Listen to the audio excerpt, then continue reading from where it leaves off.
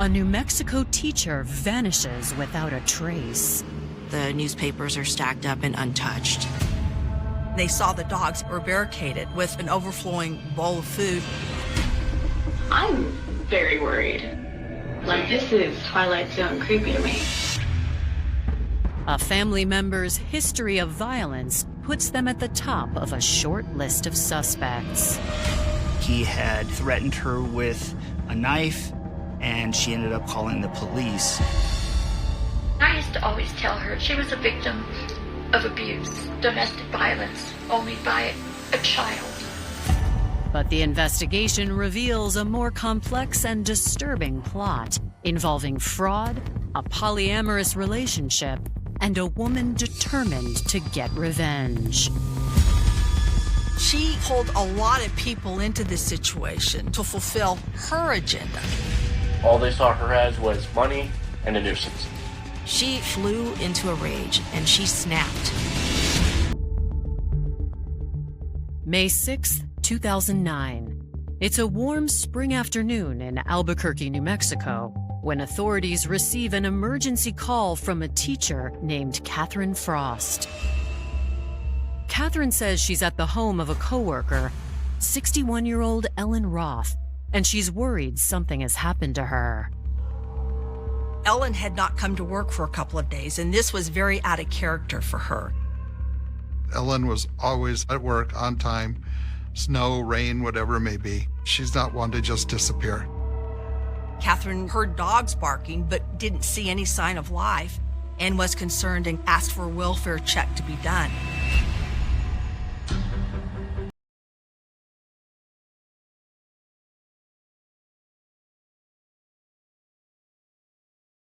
Officer notices that the newspapers are stacked up and untouched, and Miss Frost tells them she fears Ellen may have hurt herself.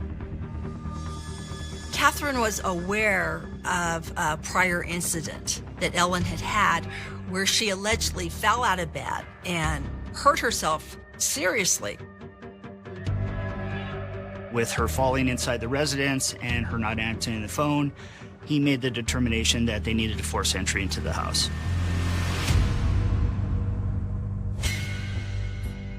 Despite Catherine's concern, they don't find Ellen or any indication she's in danger.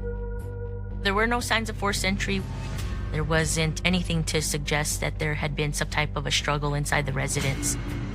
They did notice that there were two canines that were inside the residence. The animals did have water and a large amount of food that was had been placed in the food bowls. But according to Catherine, the dogs are proof something is wrong. Catherine saying she would never have left her dogs. This is not how she treated her dogs. The food bowl wouldn't be overflowing. It almost looked as though somebody had put the dogs in there knowing that it would be days before they would be found. That was a real red flag for them. Detectives think, who could have hurt Ellen, or what could have happened to Ellen if she disappeared? Detectives are concerned as to her whereabouts, and we owed it to the community and her family to find her. Her disappearance was out of character of her, so detectives started doing a deep dive into Ellen's background.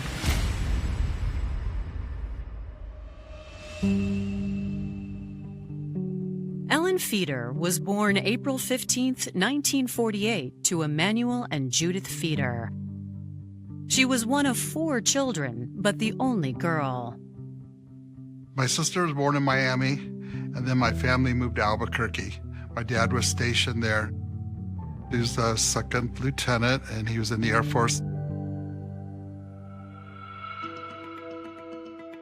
In her younger years, Ellen was a very outgoing person, and she had this appetite for education.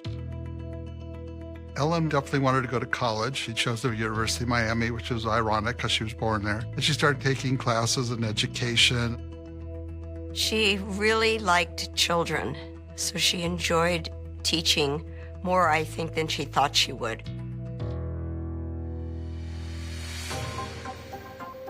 After her undergraduate program, Ellen returned to Albuquerque, where she obtained a master's degree in bilingual education and began her teaching career. She just loved watching kids grow, teaching them. And then the kids would always come back to visit her, so she felt very well accomplished. When Ellen wasn't teaching, she was out exploring the world.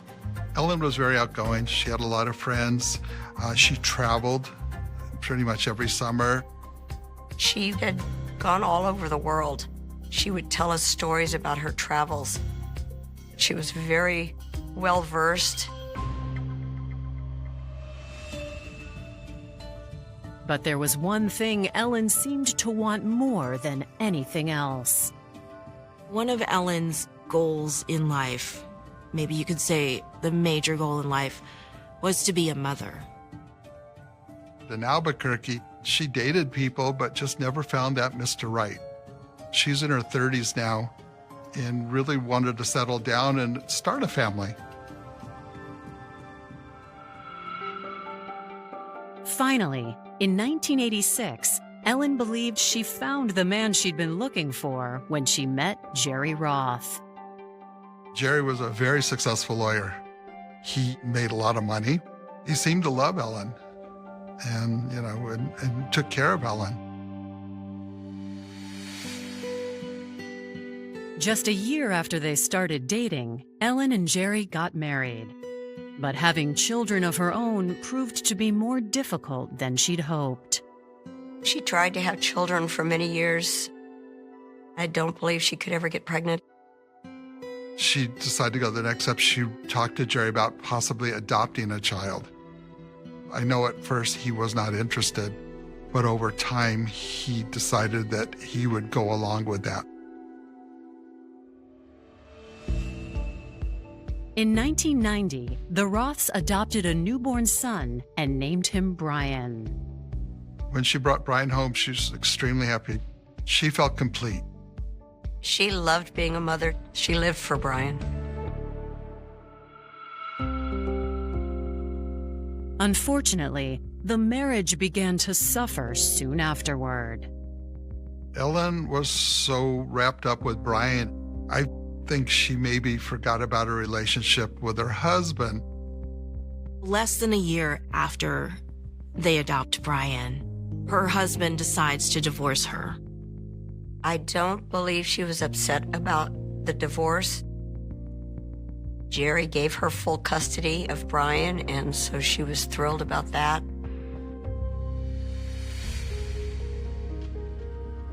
Raising a son all on her own wasn't easy, but by 2009, Ellen was relaxing into her golden years, excited to see her son building his own future.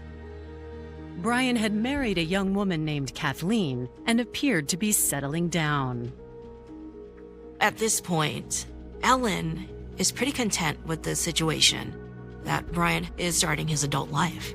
So she's in her 60s and she's looking towards retirement.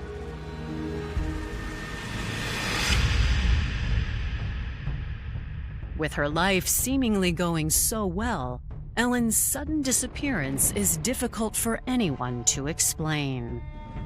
Police contact Ellen's brother, John Feeder, and he also reiterates that this is out of the ordinary, so he goes to the apartment. John notices something strange.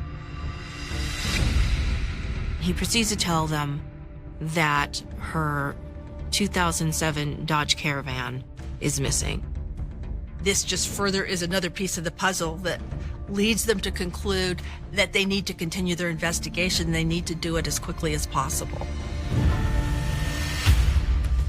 Coming up, a shocking accusation. He fears that her son may have something to do with it because of the abusive relationship they have.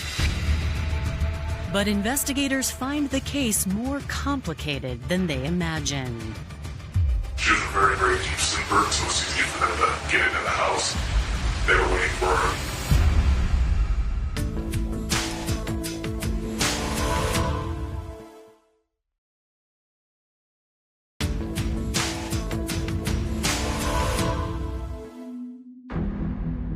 After confirming that no one has seen his sister Ellen Roth in days, John Feeder officially reports her missing with Albuquerque police.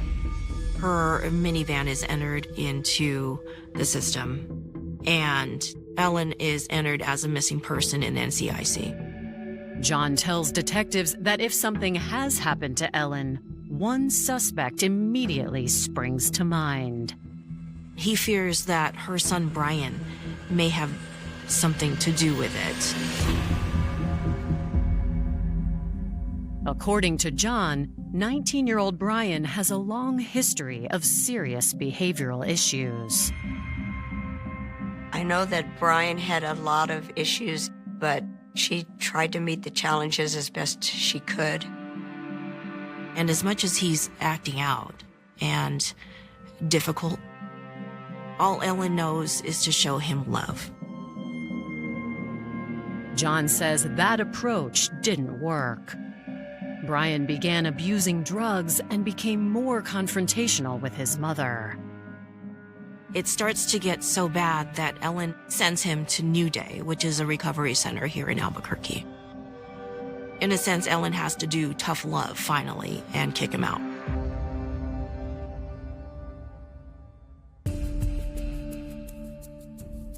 It's there that Brian met his future wife, 21-year-old fellow patient Cathleen Kit Nielsen. They form this strong bond because they feel they have so much in common with their growing pains with both of their family lives. Kit and Brian definitely bonded over that sense of being felt very unwanted. He had felt his entire life that Ellen adopted me as a prop. She's this very wealthy woman. She's made my life so miserable. Kit didn't talk a lot about her family background. It was clearly something very painful for her. Though finding a kindred spirit in Cathleen initially seemed to bring Brian peace of mind, he eventually fell back into his old ways. Detectives found out that he had been arrested on March 25th of 2009 for a domestic violence episode with Ellen Roth. He had threatened her with a knife, and she ended up calling the police. He was arrested for aggravated assault with a deadly weapon.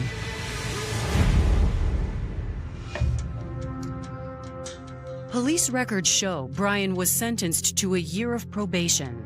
But less than 2 weeks before her disappearance, Ellen filed another report against him. On the 26th of April, she checked her bank account and realized that there were some charges that she did not make. She realized that her debit card had been missing.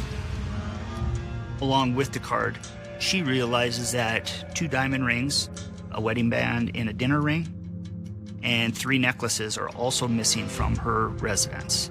She suspects it's Brian. He had access to the house. Prior to Ellen calling police, she did some investigating on her own. She calls the bank to see where the purchases were made. The bank tells her that the unauthorized purchases were at Walmart, a tobacco shop, and 7-Eleven. Ellen actually calls the tobacco shop and speaks to one of the employees. The clerk is able to describe Brian's appearance. The credit card and Brian's ID both have the last name.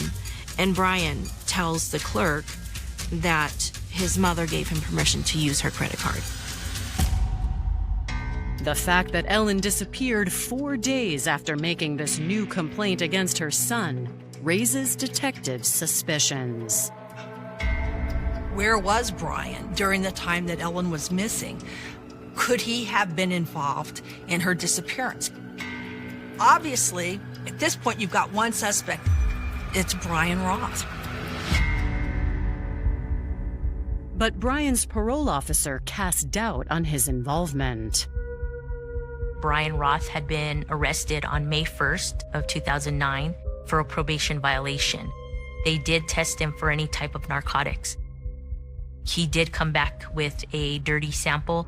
So at that time, the probation officer revoked Brian's probation, and he was then placed into custody.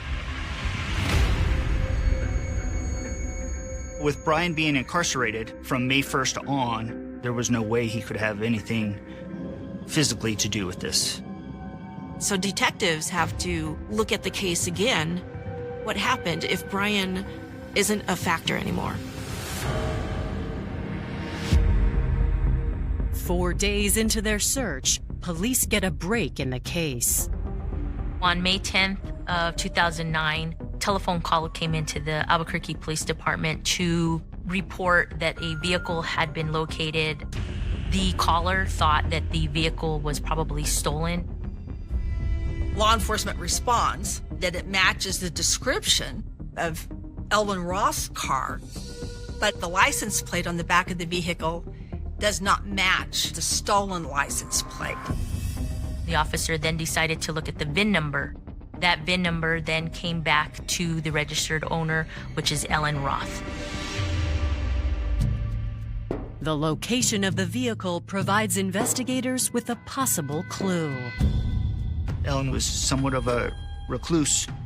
She would go to work at the school, and then she would go home. So the van being in this part of the town was very uncommon. She lived in the northeast part of Albuquerque. For her vehicle to be in the International District just did not make sense.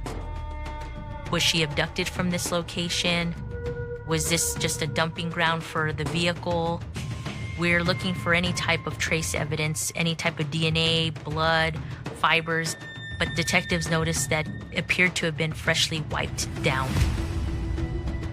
Could have been somebody that actually put her in harm's way and then trying to destroy evidence. A check of Ellen's phone and bank records sets off even more alarm bells. Her phone had not been used, and her debit cards, credit cards, nothing had occurred at all since the time she's missing. So it seems that she just fell off the face of the earth. It's now been a week since anyone saw Ellen Roth, and with no financial activity or ransom demands, investigators increasingly believe there's only one reason why. They have a missing woman who's married to routine, who's reliable, who's missed work, has never missed work before. Her dogs aren't well cared for. Her car is found in a strange location and it's wiped clean. They're dealing with a homicide. She's been killed. They don't know who did it. They don't know why or how at this point.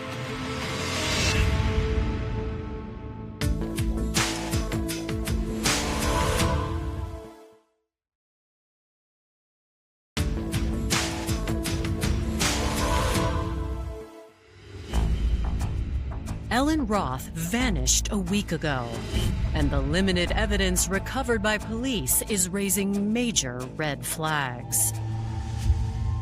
It's not looking good that Ellen is alive at this point. Her credit cards haven't been used, her telephone hasn't been used, so there's only one thing to surmise. On May 11th, this case went from a missing persons case into a homicide case. Detectives have to look at who may be the closest person to Ellen, who may have had knowledge of her disappearance, or who may have done something to her.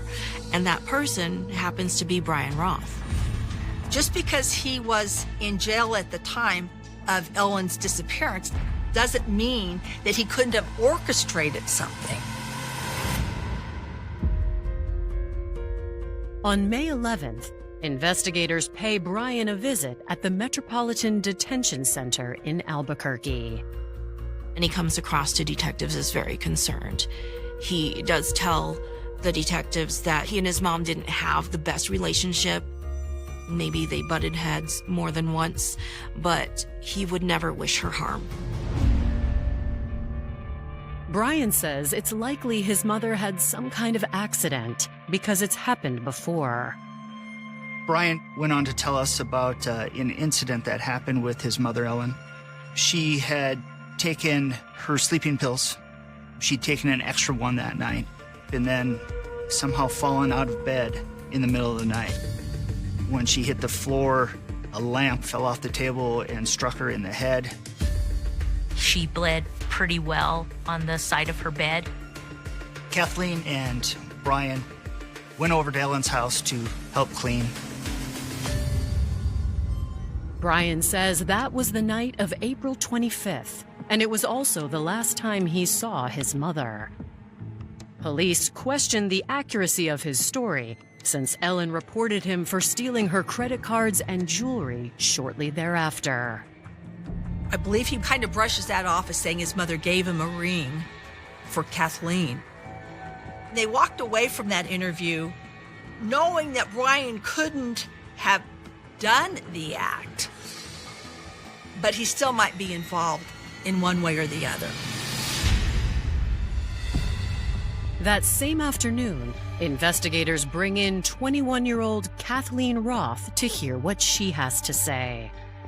She appeared to be concerned for the safety of her mother-in-law and wanted to provide as much information as she could. And this all seems unusual to you. Oh, this is like Twilight Zone creepy to me.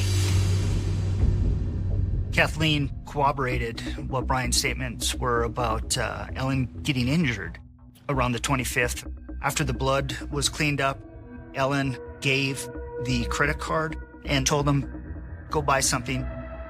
I will admit, Brian went a bit overboard. We both did.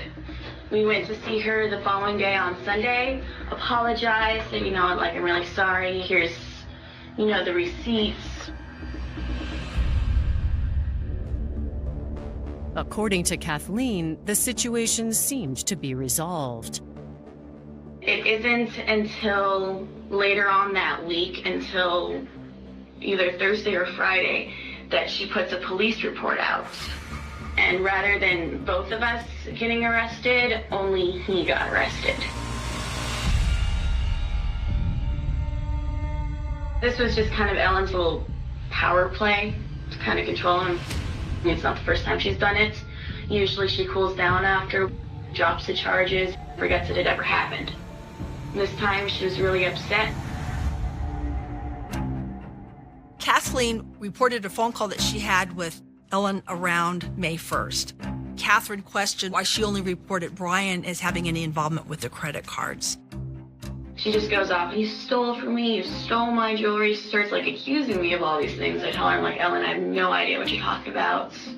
You need to calm down, And that was the last time you talked to her? That was the last time I spoke to her, yes.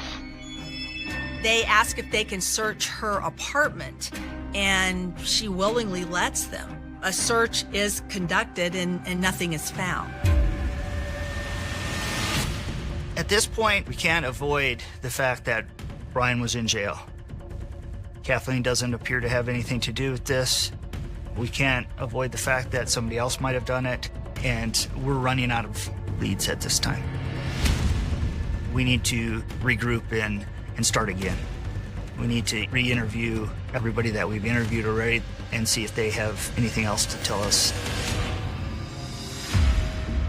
Coming up, investigators learn the details of a complicated marriage. It's an open polyamorous relationship. And an informant breaks the case wide open. He told me something along the lines of, they made somebody disappear.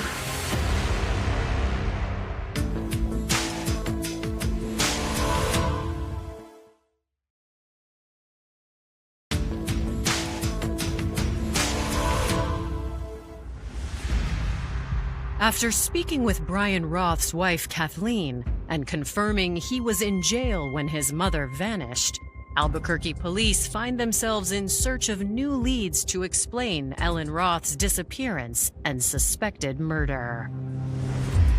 Detectives interviewed Catherine Frost again. She, again, was a co-worker and the one who initially called the police. According to Catherine, Ellen didn't have any enemies. Apparently, the only source of trouble in her life was her son Brian. How did the trouble start? Oh, God. Since he was a little kid, he has called her every filthy name in the book. I used to always tell her she was a victim of abuse, domestic violence, only by a child. Detectives also learned something concerning about Cathleen from Ellen's sister-in-law.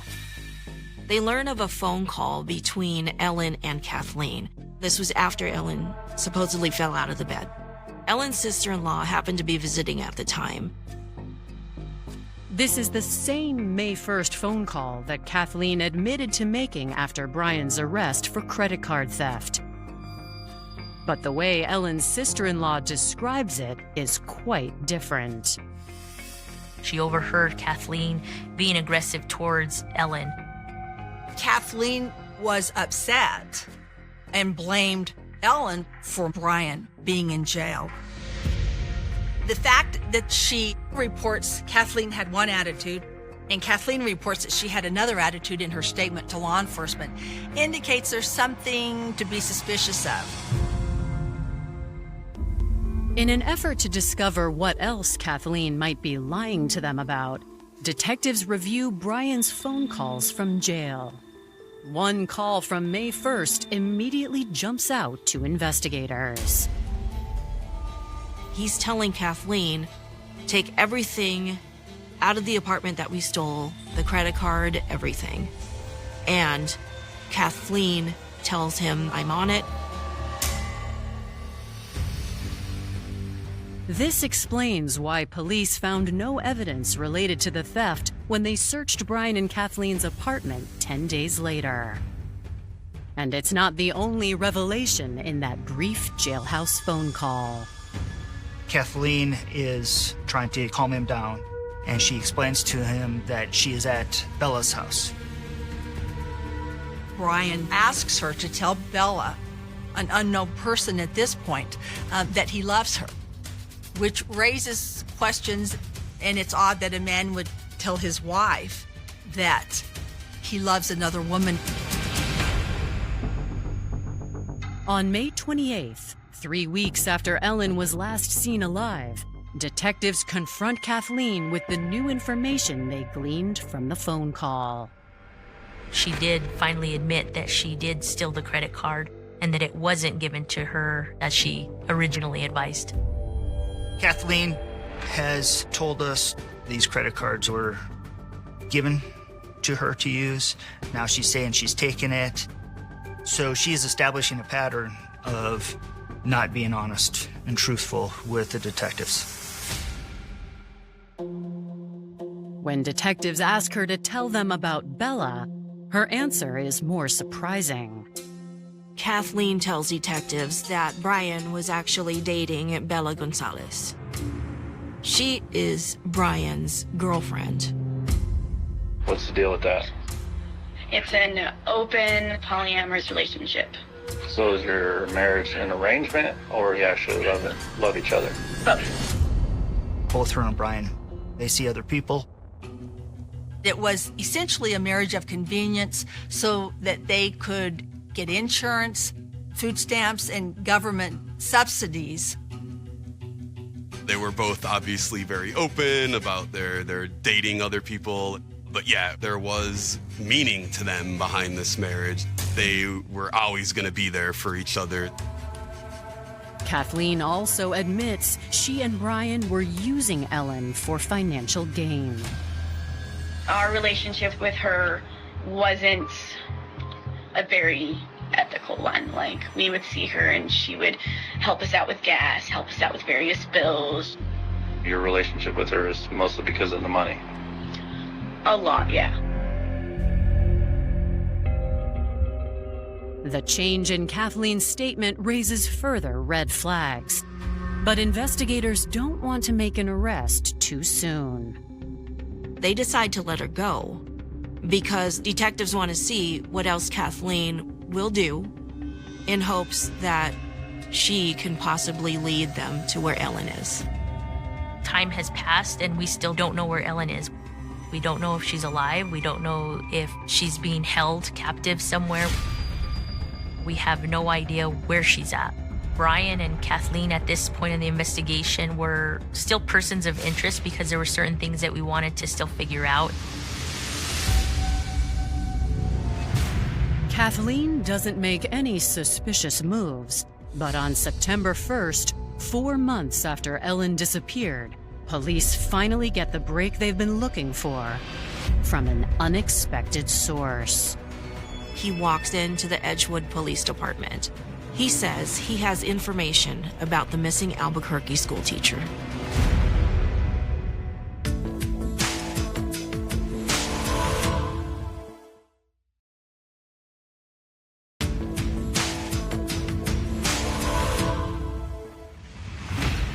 Four months after the disappearance of Ellen Roth, a new witness has come forward claiming to have crucial information.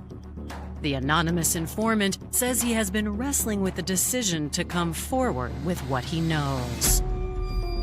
He knew of a person by the name of Christopher Donovan, that he was responsible for the teacher in Albuquerque going missing.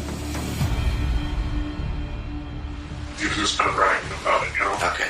It was his friend, Brian, is his mom. She was a very, very deep sleeper, so it was easy for them to get into the house. They were waiting for her in the garage, like the following morning. Donovan told him a male named James Johnson choked her until she was dead. Chris was talking about, like dead weight. He was like, oh, for us to carry that much dead weight was, it's a pain, basically. When detectives ask why Christopher Donovan and James Johnson would want to kill Ellen Roth, the informant says James is Cathleen Roth's boyfriend. This is surprising to detectives because when asked about their open marriage, Cathleen tells detectives about Brian and Bella, but she doesn't mention anything about having a boyfriend. Law enforcement has this statement. It's deemed credible. So now law enforcement has to go out and corroborate. If you were in my shoes, who would you approach first? Who do you think would give the story up first, out of their personalities? I would just say Chris. Police learn Chris Donovan is an airman stationed at nearby Kirkland Air Force Base. They bring him in for questioning, and he confirms what their informant told them. According to Chris Donovan, James Johnson is his roommate. He is also Cathleen Roth's boyfriend. He met them about a year prior. He just started talking about the murder and how they did it. It's like he expected us to ask him, and he was ready to tell us. Why did you help Kit and James? I don't even know. I guess I just kind of did. I wasn't there. I was not there for the actual murder of Ellen Roth. Who choked her? I believe it was James. Christopher advises that he was the driver, and so he dropped off both James and Kathleen to the residence of Ellen's. Chris says he met back up with them later that day, and they told him what they'd done. Kathleen has a garage door opener that she was given by Ellen. Kathleen and James Johnson wait in the garage for Ellen to leave for work that morning. They grab her, and James chokes her to death.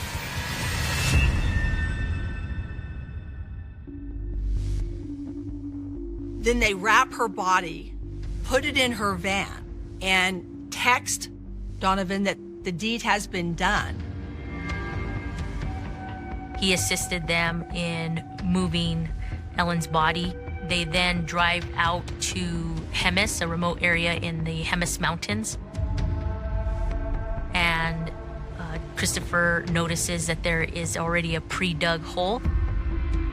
where they place Ellen into that hole. She was stoked, I think, more that James actually did it, and she was going out with him, you know? So she was proud of going out with a guy that just murdered. Proud that she could get somebody to kidnap her? Maybe. All they saw her as was money and a nuisance, and I'm pretty sure. So she was just trash they got rid of. I think so. I think that's kind of fair to say. At the end of the interview with Chris Donovan, he was arrested on a warrant for first-degree murder, conspiracy, and tampering with evidence. All three players, James Johnson, Chris Donovan, and Cathleen Roth, all know what's going on, all participated in it. They are all co-conspirators in this situation. Perhaps hoping for leniency, Chris agrees to call James and Kathleen to talk about the crime. The first phone calls are to Kathleen Roth. He basically says, I'm scared. I think they're on to me. And Kathleen responds, don't tell him anything. You do realize that they're probably monitoring these phone conversations, right? They're following you. Seriously, hang up the phone. I will see you tomorrow. Donovan's telephone calls to James Johnson are much more fruitful. Hey, James, you don't think Ellen's stinking, do you? Maybe, but it's been raining ever since you that smell away. And even then, any evidence is probably decayed by now or is gone. It's enough for investigators to obtain arrest warrants for James Johnson and Kathleen Roth. Johnson is arrested on September 24th, 2009. Kathleen is taken into custody the following day. There is still one crucial element missing from the case, however. Locating Ellen's body, that was the most important piece of evidence. They didn't have the body, so they couldn't delve into, what actually caused her death. It is incredibly hard to find somebody in the desert if you have nowhere to start.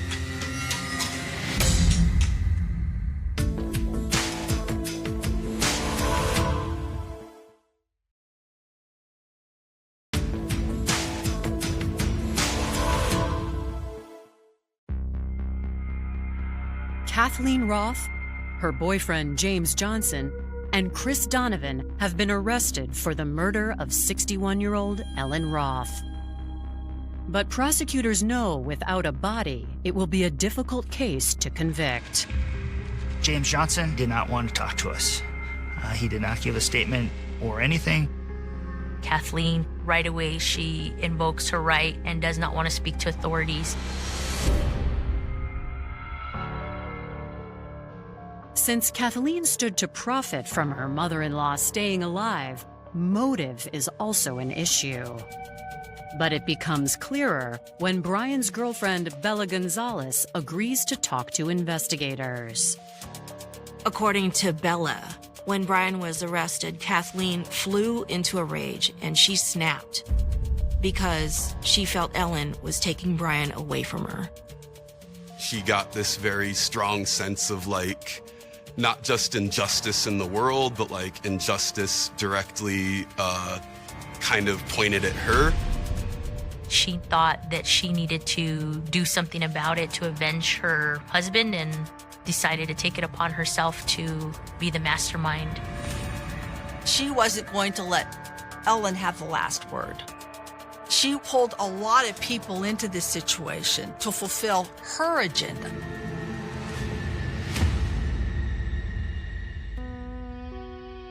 With Bella's statement, prosecutors feel confident they'll be able to convict Kathleen as the puppet master. But the case never makes it to trial. Instead, Kathleen decides to come clean. Basically, Kathleen says, all right, I was there, I didn't do it, I just helped move the body. She actually did believe that because she didn't place her hands around Ellen's neck, that she was not responsible for her death. As part of her confession, Cathleen agrees to lead investigators to where Ellen's body is buried. Several detectives caravanned to the Jemez Mountains, went to a remote location. Approximately 2 feet was dug and a blue tarp was being exposed from the hole.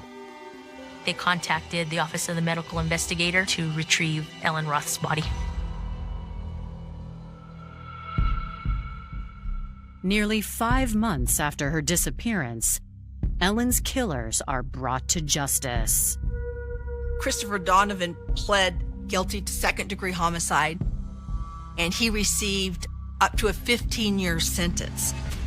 James Johnson entered a plea deal for second-degree murder, conspiracy to commit first-degree murder, conspiracy to tampering with evidence, and received 28 years in prison. Cathleen Roth pled guilty to second-degree murder, conspiracy to commit first-degree murder, conspiracy for tampering with evidence, and she received 37 and a half years in prison. Brian wasn't charged. The people involved indicated that he was unaware of what happened, and he was in jail at the time the homicide occurred.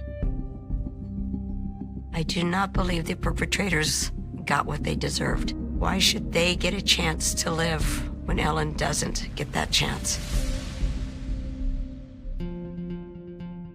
There's a bunch of kids that relied on this person, Ellen, their mother figure, and they decided to kill her for really nothing but their insecurities. That's what disturbs me about this. We never saw something like this happening. How could this happen to us? One of my daughters named her first daughter using Ellen's first name. Her life will always live on, and the memories will live on because we'll pass it on the best we can.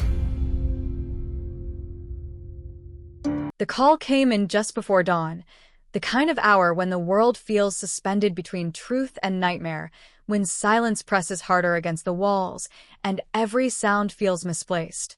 A single ring, then another, then a voice low, controlled, but already fractured beneath the surface. A teenage girl was missing. No signs of struggle, no broken windows, no screams heard, just gone. In a quiet town in Ohio, 1995, where doors were left unlocked and neighbors knew each other by name, the idea didn't just feel unlikely. It felt impossible. But impossible things have a way of happening in places that trust too easily. Her name was Emily Carter, 17, honor student, part-time waitress at a diner that closed before midnight. The kind of girl who waved to strangers and remembered birthdays. The kind of girl who didn't vanish without a trace. Her bedroom told a story that didn't make sense.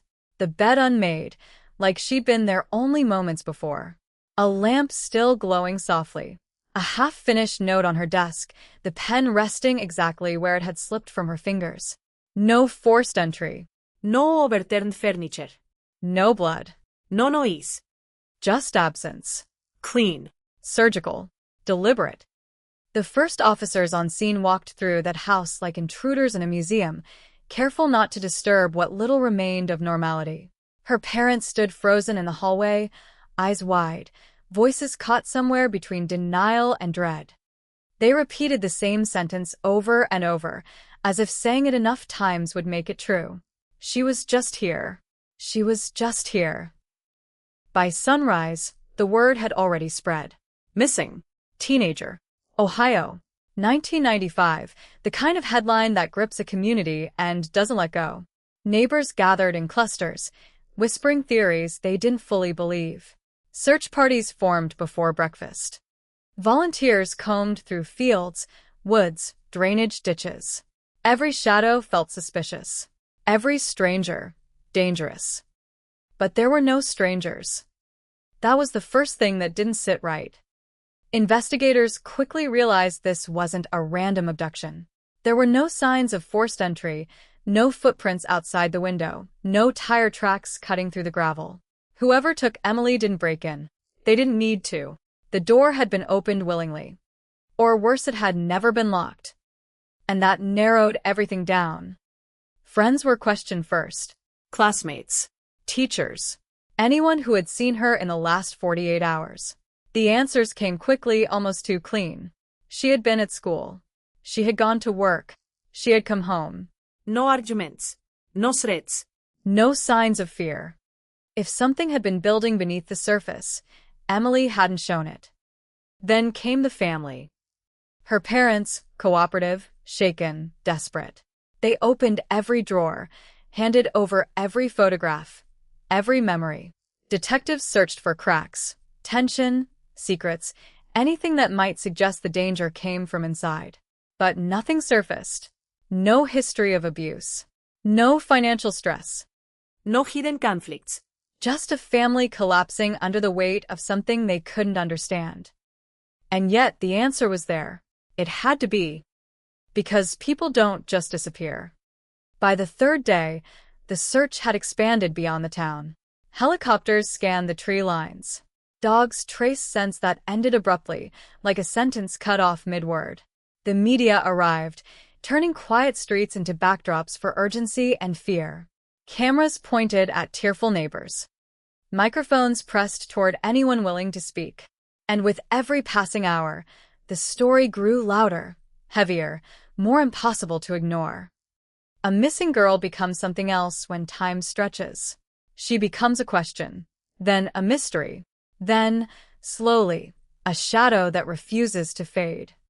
On day 5, the first real lead emerged. A witness. Vague, uncertain, but enough to spark movement. A car had been seen near the Carter house late that night. Not unfamiliar, but not entirely recognizable either. Dark-colored. Parked briefly. Engine running. Then gone. The description was thin, but it shifted the direction of the investigation. This wasn't random. This was planned. Detectives began compiling a list. Everyone who knew Emily. Everyone who had access to that house. Everyone who could have walked through that door without raising alarm. And one name kept resurfacing. A family friend. Not close enough to draw suspicion immediately. Not distant enough to be ignored. He had been around for years. Barbecues. Holidays. Casual visits. The kind of presence that blends into the background, trusted without question. His name was Mark Ellison. 42. Divorced. Worked in construction. Quiet. Polite. The kind of man who avoided attention, who spoke only when necessary. He had been at the Carter home just days before Emily disappeared. Fixing something in the garage. A small job. Routine. Forgettable. Except now, nothing about it felt forgettable. When detectives first approached him, he didn't hesitate. He answered questions calmly, offered an alibi, maintained eye contact. He said he hadn't seen Emily that night. Said he went home after work, watched television, went to bed early. No witnesses. No confirmation.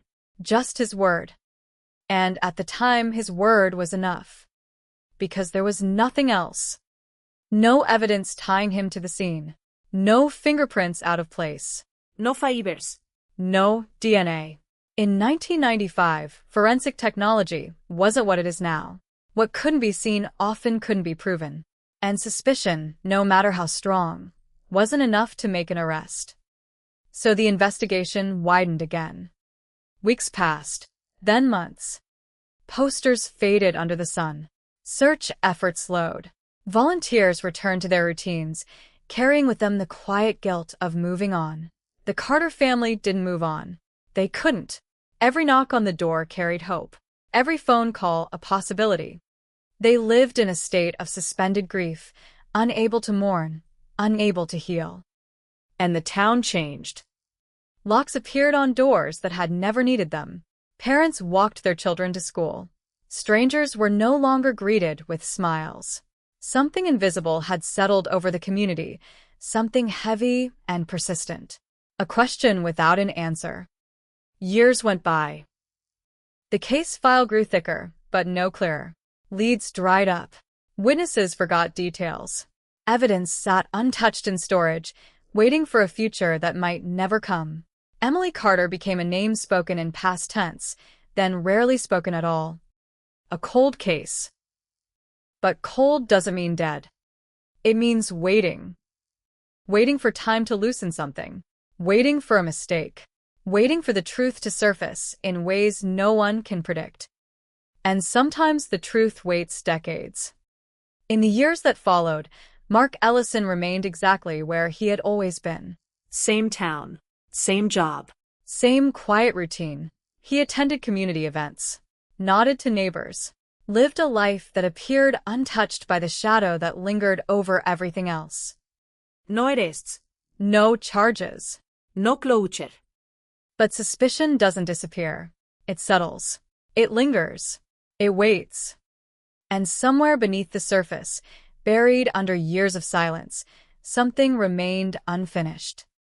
Because cases like this don't end. They pause. They breathe in the dark. And they come back when least expected. Time didn't heal anything. It only buried it deeper. The case file sat in a gray metal cabinet inside the county sheriff's office, thick with statements, photographs, maps, and dead ends. Dust gathered slowly, quietly, like the town itself trying to forget. But forgetting never really worked. Every so often, the name resurfaced. Emily Carter, Ohio, 1995. Cold case, mysterious disappearance, and each time it did, the same question followed close behind.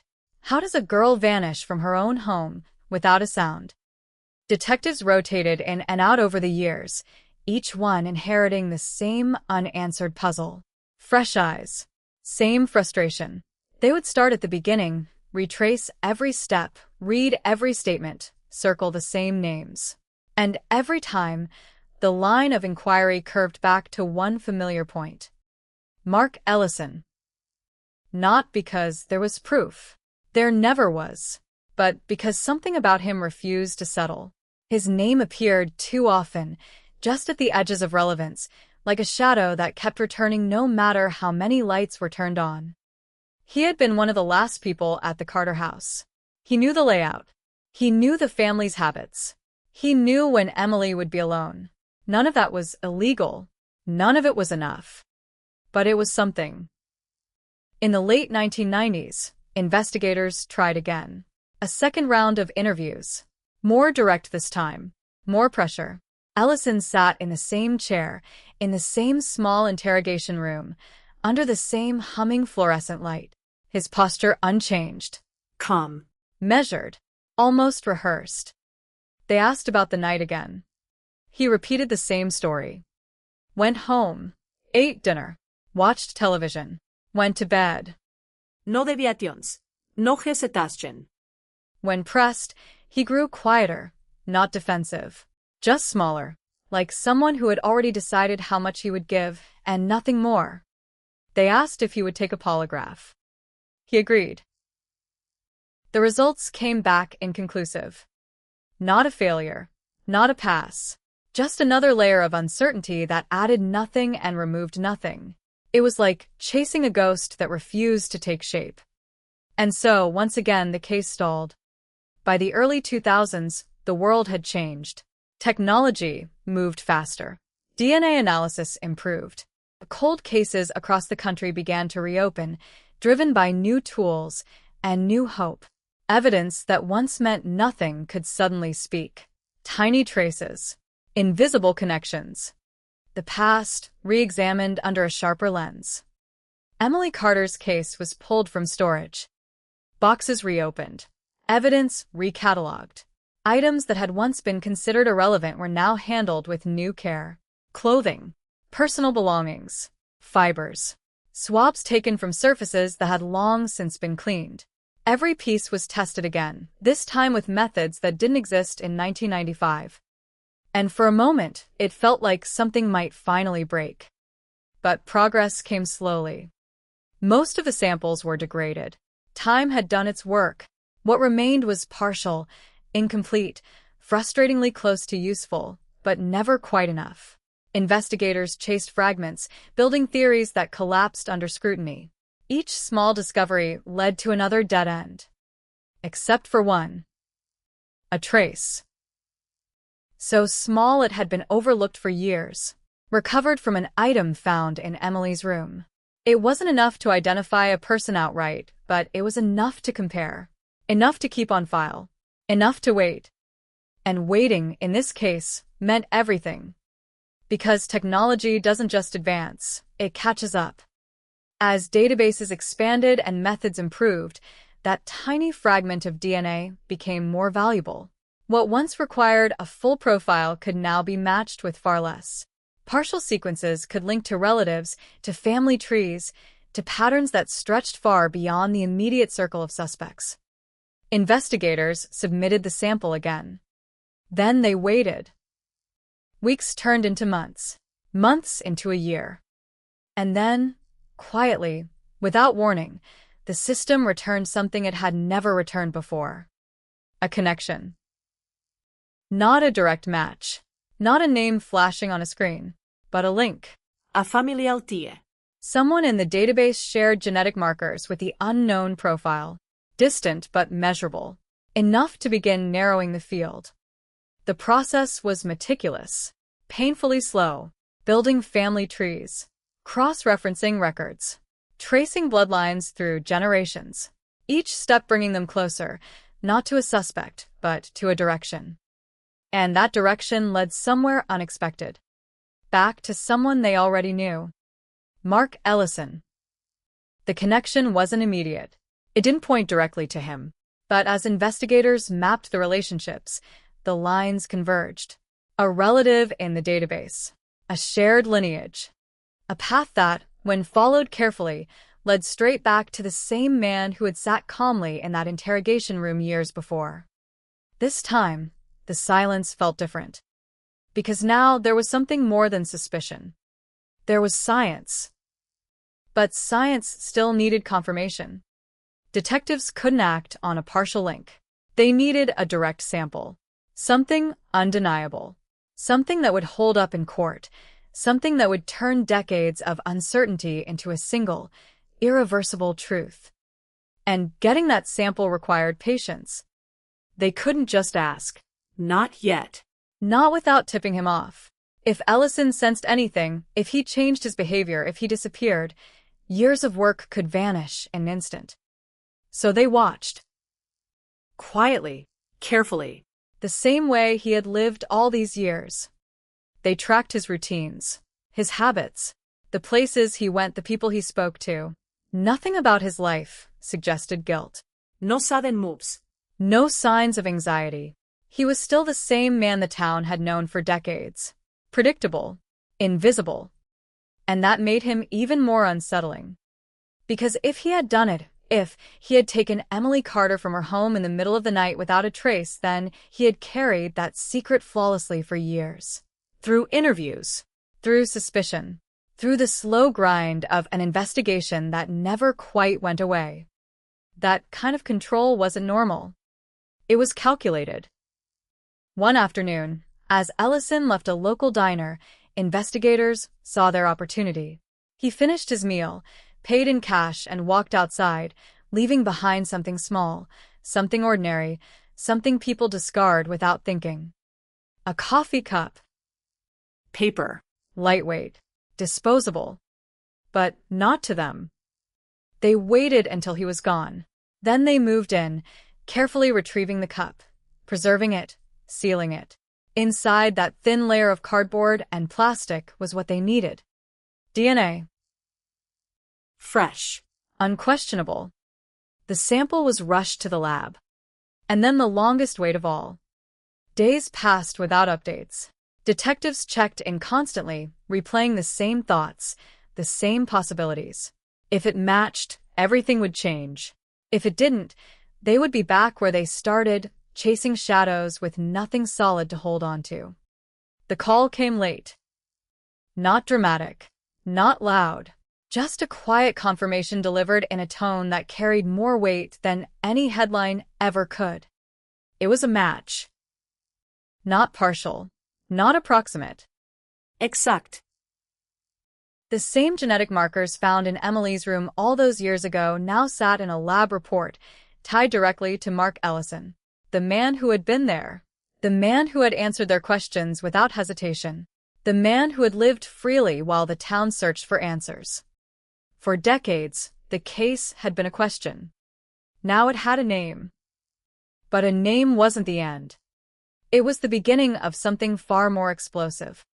Because proving someone was there wasn't the same as proving what they had done. And after all these years, the line between presence and guilt would be the hardest thing to cross. Outside, the town still looked the same. Same streets, same houses, same quiet rhythm of daily life. But beneath it, something was shifting. The past was moving. And it was getting closer to the surface. The moment the lab confirmed the match, everything accelerated, but not in the way people expect. There were no sirens. No immediate arrests. No dramatic confrontations in the middle of the street. Just a quiet shift behind closed doors. Phones ringing. Files reopening. Detectives speaking in lower tones, more precise, more careful. Because after decades of silence, one mistake now could destroy everything. Mark Ellison was no longer just a name in the margins. He was the center. But the case was still fragile. DNA placed him in Emily Carter's room. That much was now undeniable. But it didn't explain why. It didn't explain when. And it didn't explain what happened after that door closed in the middle of the night in 1995. Defense attorneys build entire cases on those gaps. And investigators knew it. They needed more. They needed him to talk. The strategy was simple on the surface, but calculated underneath. Don't confront him immediately. Don't reveal everything. Bring him in slowly. Let him believe this is just another conversation. Another routine follow-up in a case that had long since faded into the background. Because people who feel safe make mistakes. Ellison received the call in the afternoon. Polite. Casual. Detectives wanted to revisit a few details, clarify timelines, close out loose ends. Nothing urgent. Just a conversation. He agreed without hesitation. Again. The interrogation room hadn't changed much over the years. Same walls, same table, same hum of fluorescent light that seemed to flatten everything inside it. But the atmosphere was different now. He walked in expecting control. The detective sat across from him, knowing something he didn't. And that imbalance was everything. They started gently.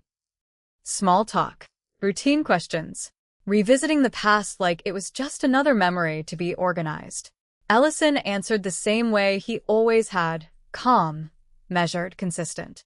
He spoke about 1995 like it was a closed chapter. Something distant.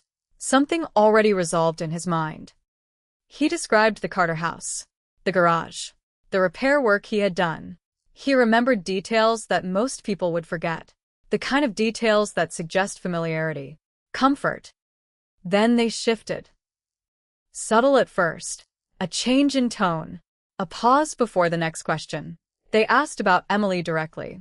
Not just what he knew, but how well he knew her. His answer came quickly. Not very well. Too quickly. They let the silence stretch after that. Just long enough to make the answer feel incomplete. Just long enough for him to realize something had changed. Because it had. They placed a photograph on the table. Emily's room. Taken the morning she disappeared. The same image that had sat in the case file for decades. The same image that now held new meaning. Ellison looked at it briefly, then looked away. I've seen that before, he said. Of course he had. But this time, the detectives didn't move on. They asked him to describe it. He hesitated. Not long. Just a fraction of a second. But in an interrogation room, hesitation is loud. It echoes.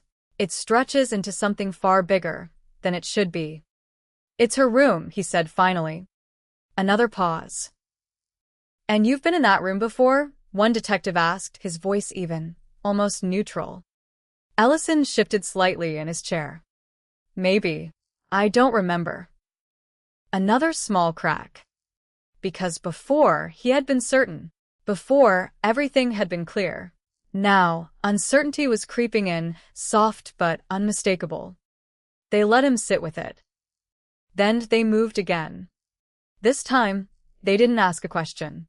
They placed a second item on the table. A document. Clean. Official. Clinical in its presentation. The lab report. Ellison didn't reach for it. He didn't need to. He could feel what it was before he even looked. The room had changed again. The air felt heavier, tighter, like something was pressing in from all sides. One of the detectives leaned forward slightly. "We found something new," he said. No accusation. No raised voice. Just a statement. Ellison nodded slowly, as if acknowledging information he didn't fully understand. The detective slid the report closer.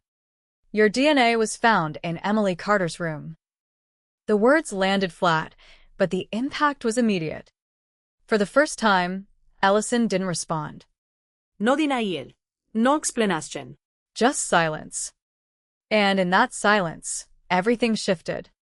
Because silence, in that moment, wasn't neutral. It was a reaction. It was processing. It was the mind scrambling to rebuild a narrative that no longer fit the facts. The seconds stretched. 5, 10, 15. Long enough for discomfort to settle in. Finally, he spoke. "That doesn't make sense." Not "that's impossible." Not "you're wrong." Just "that doesn't make sense." The detectives exchanged a glance, so quick it could have been missed. This was the opening. They didn't press immediately. Instead, they gave him space. Let him fill the silence. Let him try to reconcile the contradiction in his own words. "You said you might have been in her room," one detective reminded him calmly.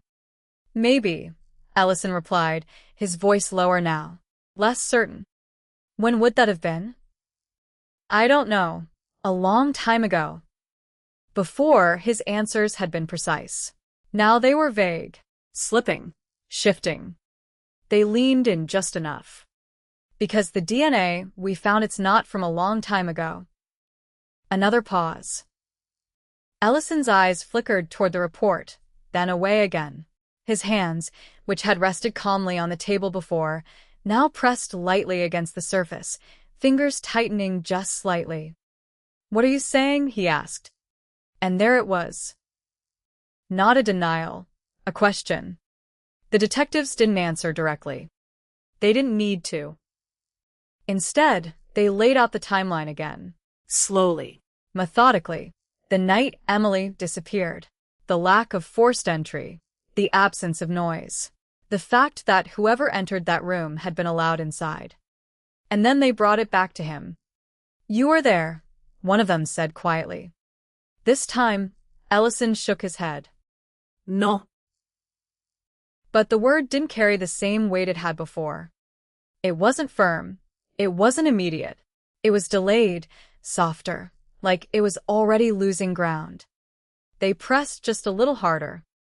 "We have your DNA in that room the night she disappeared." "That's not possible." Again, not a denial of being there. A denial of the possibility. And that difference mattered. The room felt smaller now. The air thicker. Every movement amplified. Every breath noticeable. Ellison shifted again, this time more visibly. His posture changed. Shoulders slightly hunched, as if trying to protect something, or hold something in. They let the silence return. Because silence, used correctly, forces people to confront themselves.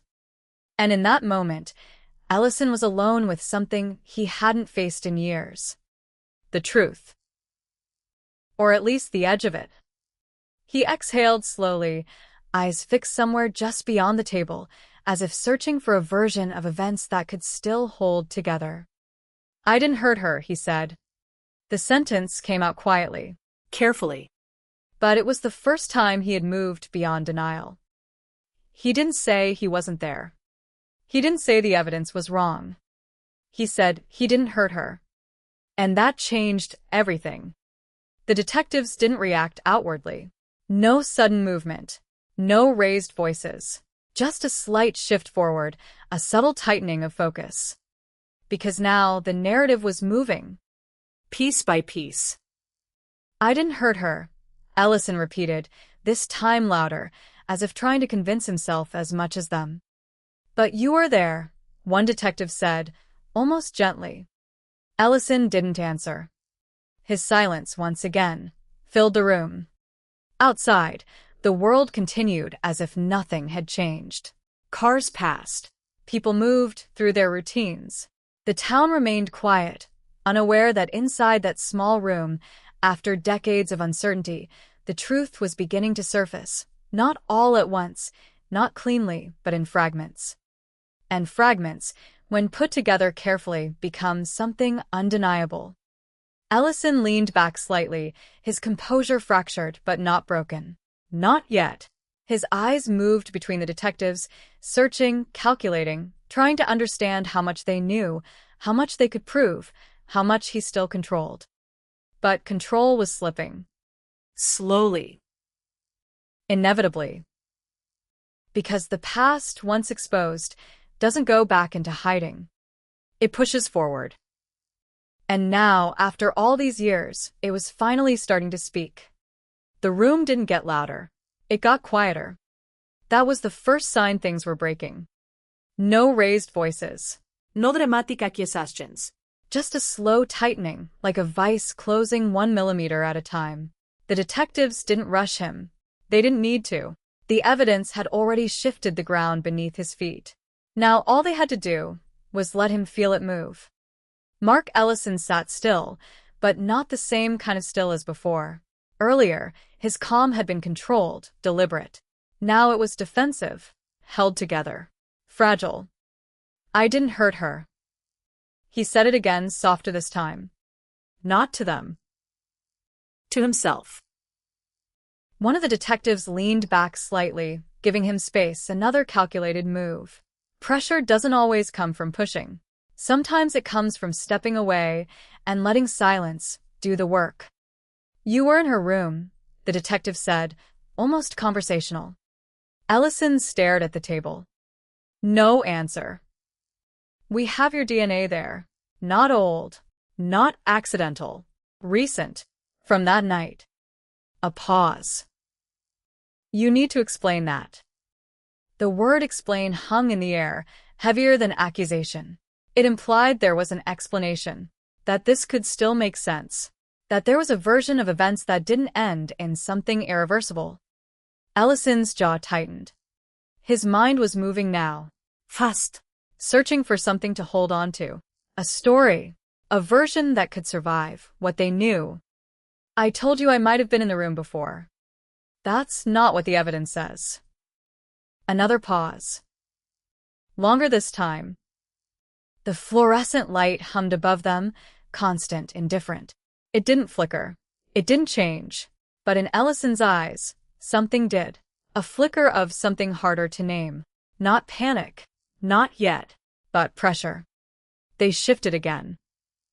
Not toward confrontation. Toward detail. Walk us through that night, the detective said. Start from when you left the Carter house earlier that week. Ellison exhaled slowly, as if the question itself carried weight. I fixed the garage door, he said. Took a couple hours. Talked to her father. That's it. And Emily? I barely saw her. Barely? I mean, she was around. In the house. I didn't talk to her. Another crack. Because before, it had been not very well. Now it was barely saw her. The language was shifting. Subtle, but undeniable. The detectives didn't interrupt. They let him keep going. I left before dinner. Went home. And the night she disappeared? Ellison's breathing slowed. Deliberate. Controlled. I told you. I was at home. Alone. Yes. No one saw you? No. Another silence. This one heavier. You understand how that sounds. Ellison didn't respond. Because he did understand. For years, that answer had been enough. There was no evidence to challenge it. No reason to doubt it. Now, it sounded exactly like what it was. An empty space. A gap. And gaps are where truth hides. The detective leaned forward slightly, just enough to re-enter the space. You were in her room that night. Not a question. A statement. Ellison shook his head again, but slower this time. I didn't hurt her. The same sentence, the same defense, repeated like a loop that couldn't break. They let it sit. Then they shifted direction. Not to what he did, but to what he saw. If you didn't hurt her, the detective said quietly, then tell us what happened. Ellison's eyes lifted, just briefly. A moment of connection. Then they dropped again. I don't know what you're talking about. But the words lacked conviction. Because now the structure was collapsing. Denial alone wasn't enough anymore. Not with the evidence on the table. Not with the timeline closing in. The detective didn't challenge him directly. Instead, he introduced something else. Time. It's been decades, Mark, he said. 30 years. Ellison's shoulders shifted slightly at the sound of his name. Not aggressive. Not defensive. Just acknowledgement. People make mistakes. People panic. Things happen in a moment that they don't plan. That doesn't mean they're monsters. The framing was intentional. Not you're guilty. But something happened. And you can explain it. Ellison's breathing changed again. Slightly faster now. His fingers moved against the table, tapping once, then stopping. A small movement, but in that room, it was loud. You don't understand, he said. The first new sentence. The first deviation. The detectives didn't interrupt. Didn't rush. Then help us understand. Another pause. Longer. Ellison swallowed. His eyes moved again, not to the detectives, not to the evidence, but somewhere else entirely. Somewhere inside his own memory. I didn't mean for anything to happen. The words came out slowly, carefully, like stepping onto thin ice. And just like that, everything shifted again. Because this wasn't denial. This was context. The detective stayed still. No sudden movement. No reaction that might shut him down. This was the moment they had been waiting for, but it had to be handled precisely. What do you mean? One of them asked quietly. Ellison shook his head slightly, as if already regretting what he had said. I went there. When? That night. The admission hung in the air. Simple. Direct. Irreversible. You went to the house, the detective repeated, reinforcing it, grounding it. Ellison nodded once. I wasn't going to stay. I needed to talk to her. About what? No answer.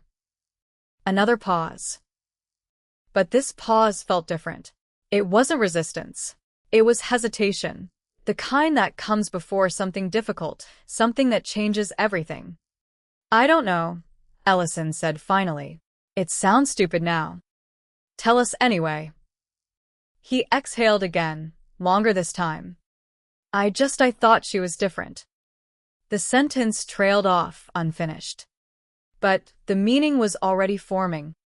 You thought she was what? The detective asked. Ellison didn't answer immediately. Because saying it out loud would make it real. I thought she understood me, he said finally. The room didn't react. But everything inside it shifted. Because now the motive was beginning to take shape. Not fully, not clearly, but enough to see the outline of something deeply wrong. She was 17, the detective said, his tone still controlled, but firmer now. Ellison flinched slightly at the number. I know, he said quickly. I know. I wasn't going to. He stopped himself. Too late. Because now the direction was clear. You went into her room, the detective said. Ellison nodded, slower this time. She was awake, he added. Another piece. Another fragment. What happened next? Ellison's eyes closed briefly, as if trying to shut out the memory or reshape it into something less sharp. I just wanted to talk, he said again. That's all. But something happened. Silence. Then she got scared. The words barely above a whisper. She told me to leave. She said she was going to call someone. The room held its breath. And then Ellison's hands tightened again, pressing against the table, knuckles faintly visible now. I tried to calm her down. How? I grabbed her arm. A pause. She pulled away. Another pause. Then she started yelling. The memory was unraveling now, spilling out in pieces, each one heavier than the last. I panicked, Ellison said. The same phrase investigators hear in rooms like this, over and over again. Simple. Familiar. And almost always followed by something irreversible. What did you do? The detective asked quietly. Ellison didn't answer immediately. His breathing was uneven now, not controlled, not steady. The calm was gone. I just wanted her to stop, he said. The sentence hung there. Incomplete. But enough. Mark, the detective said, his voice steady, grounded. What did you do? Ellison's eyes opened, and for the first time since he walked into that room, they weren't calm. They weren't measured. They were something else. Cornered. I didn't mean to, he said. And the silence that followed was no longer empty. It was full of everything he hadn't said yet. Everything he was about to. The words didn't come out all at once. They never do. They fracture. They hesitate. They circle around the truth before finally collapsing into it. I didn't mean to. Mark Ellison said it again, quieter this time, like repetition might soften what was already unfolding in the room. But nothing softened. Not the air. Not the weight pressing down from the ceiling. Not the silence that followed. The detectives didn't interrupt.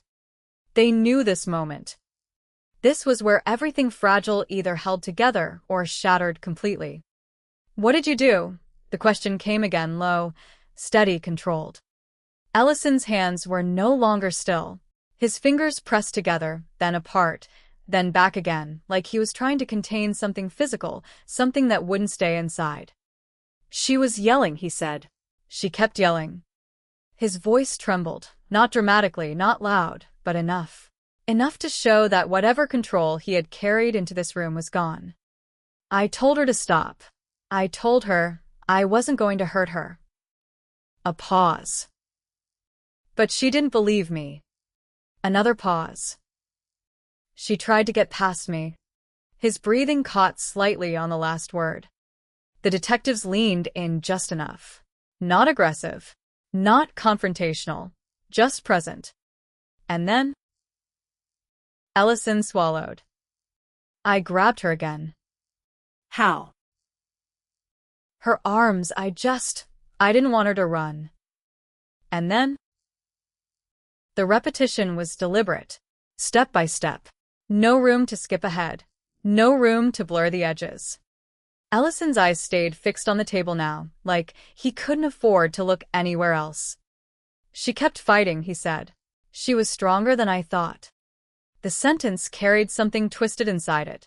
Not admiration. Not respect. Just surprise. And you? I pushed hard.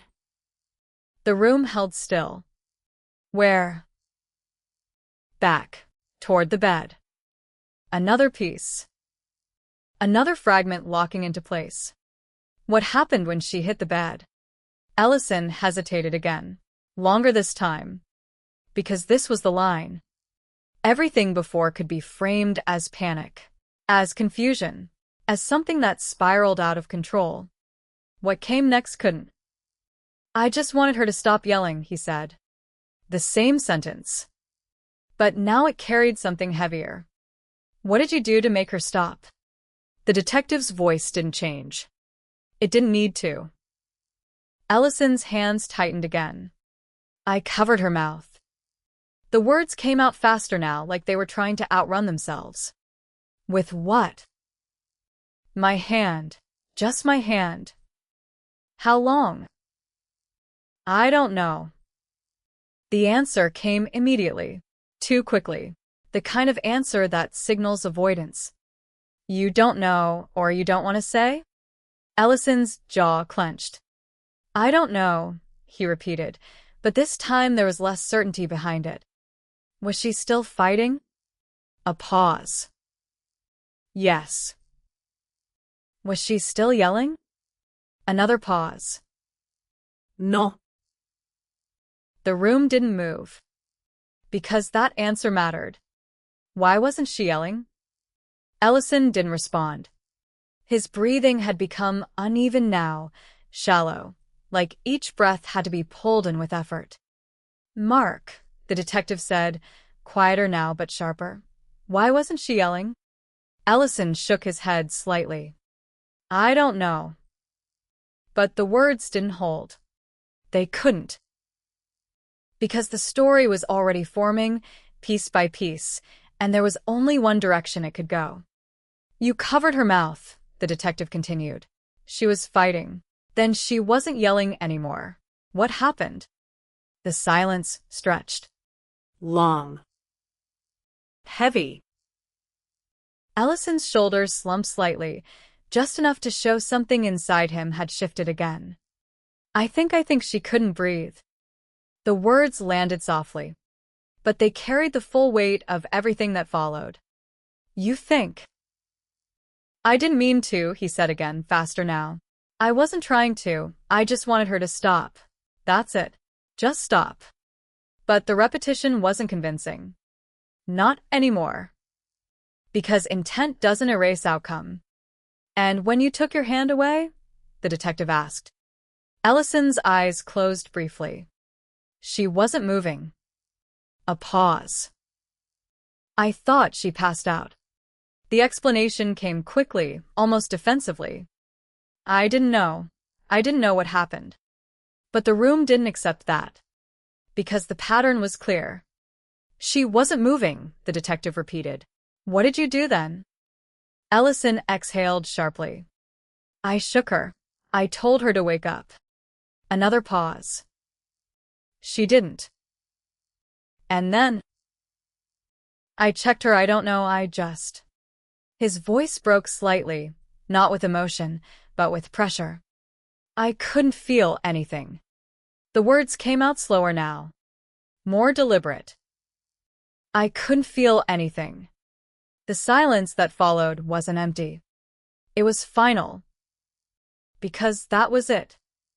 That was the moment the case had been waiting for. The moment where everything changed from uncertainty to something else entirely. The detectives didn't react outwardly. They didn't need to. Because now, the story had crossed the line. You realized she was dead. It wasn't a question.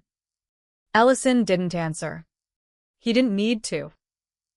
The confirmation was already there, in everything he had said, in everything he hadn't. I didn't mean to, he said again, but now the sentence felt smaller, weaker, almost meaningless against what had already been laid out. After that, the detective continued, steady, controlled. What did you do?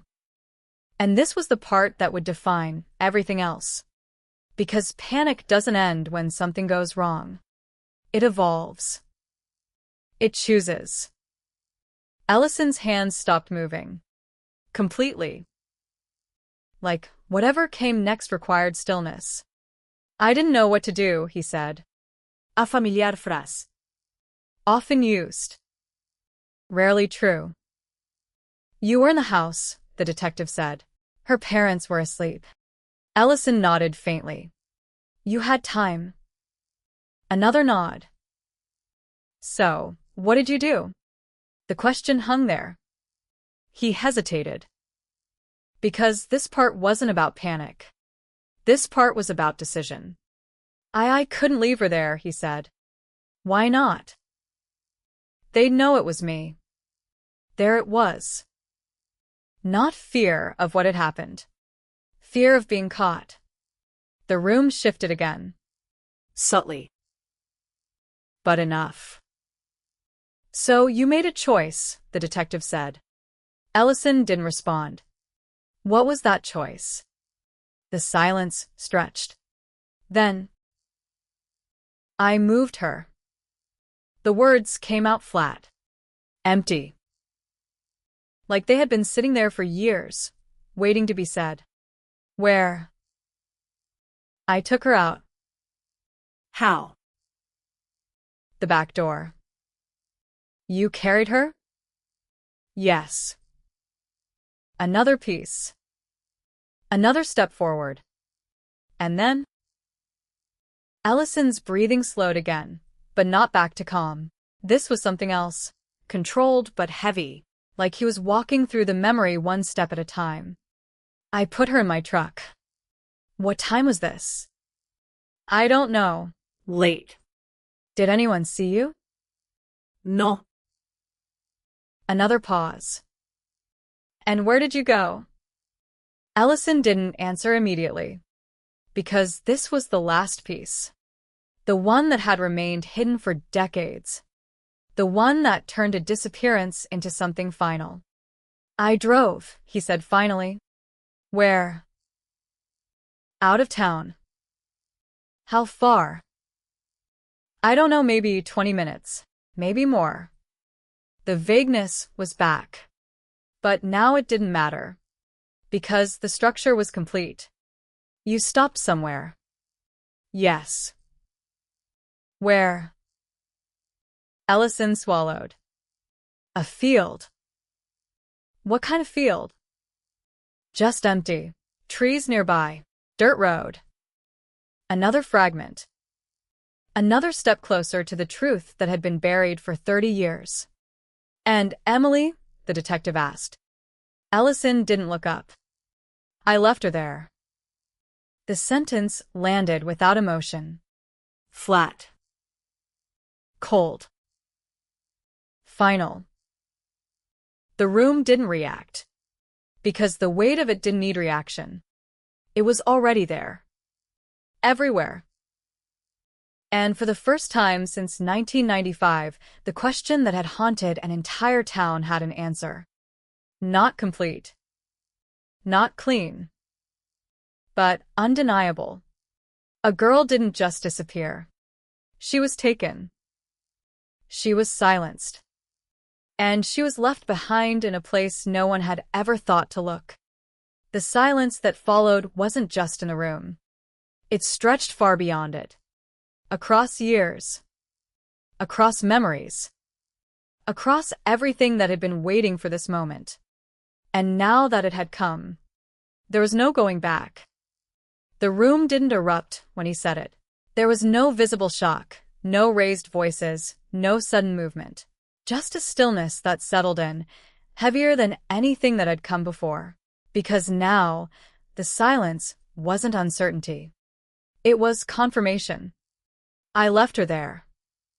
The sentence lingered, refusing to fade, echoing through the space like something permanent. 30 years of questions, of speculation, of theories built and broken, collapsed into a single, quiet admission. But an admission wasn't the end. It was the beginning of something else. Because now they needed to find her. The detectives moved carefully, methodically. Every word from this point forward mattered. Every detail could determine whether they brought closure or lost the trail all over again. You said a field, one of them repeated. Outside town. Ellison nodded faintly. Which direction? Another pause. Not defiance this time. Memory. South, he said. How far south? I don't know. I just drove. You followed a road? Yes. What kind of road? 2 lanes, then a smaller one. Dirt. The map was already forming in the detectives' minds. Rural Ohio. Fields stretching for miles. Patches of trees. Old service roads, barely used anymore. The kind of places people pass without noticing. The kind of places that hide things. You stopped near trees? Yes. How close? I pulled off the road maybe 20 feet in. Was there anything there? A fence? A structure? Ellison shook his head. No. Just open ground. Another fragment. Another step closer. What did you do when you got out of the truck? Ellison exhaled slowly, like he was walking through it again. I carried her. Where? Into the trees. How far? I don't know. Not far. Just enough. Just enough. The phrase settled in the room like something unfinished. And then, Ellison's hands were still now, completely still. I put her down. On the ground? Yes. Did you cover her? A pause. Yes. With what? Dirt. Leaves. Whatever was there. The simplicity of it made it worse. No elaborate plan. No careful concealment.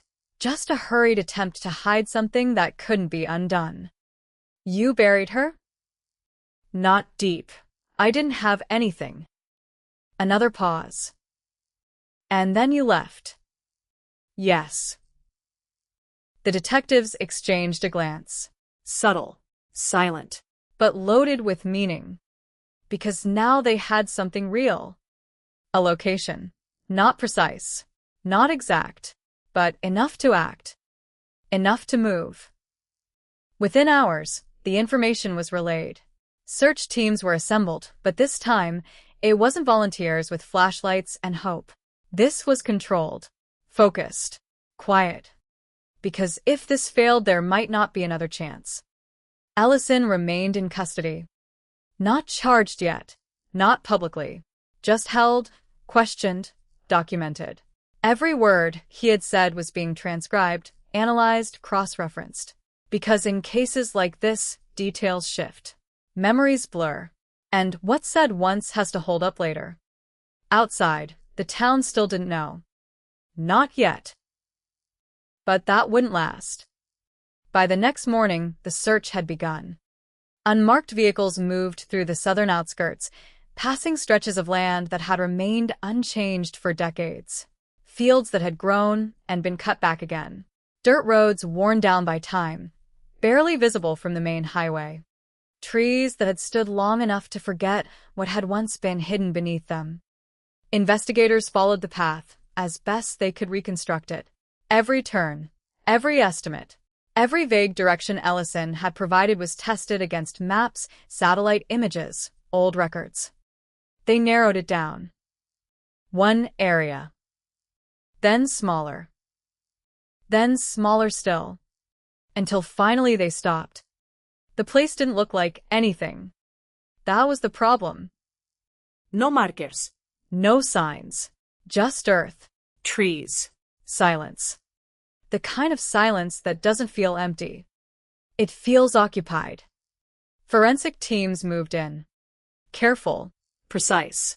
Every inch documented. The ground was scanned first. Tools that hadn't existed in 1995 now searching beneath the surface, reading disturbances invisible to the eye. Subtle differences in soil density. Shifts in composition. Patterns that suggested something had been moved, then covered. And then a signal. Faint. But there. They marked the spot. No one spoke. Because this was the moment. The one that changes everything. The digging began slowly, layer by layer. Dirt removed carefully, sifted, examined. Leaves, roots, stones. Everything cataloged. Minutes stretched. Then hours. And then something changed. A texture in the soil. Different. Disturbed. The team paused. Adjusted. Continued. And then... bone. Small. Pale. Unmistakable. No one said anything at first, because they didn't need to. After 30 years, after decades of searching, of hoping, of not knowing, they had found her. The recovery process took the rest of the day. Careful, methodical, every fragment preserved, every detail recorded. Because even now, even after everything that had been said, the truth still needed to be proven. But the discovery itself was undeniable. Emily Carter hadn't disappeared. She had been hidden. And now, she had been found. The news didn't stay contained for long. It never does. By evening, the first reports began to surface.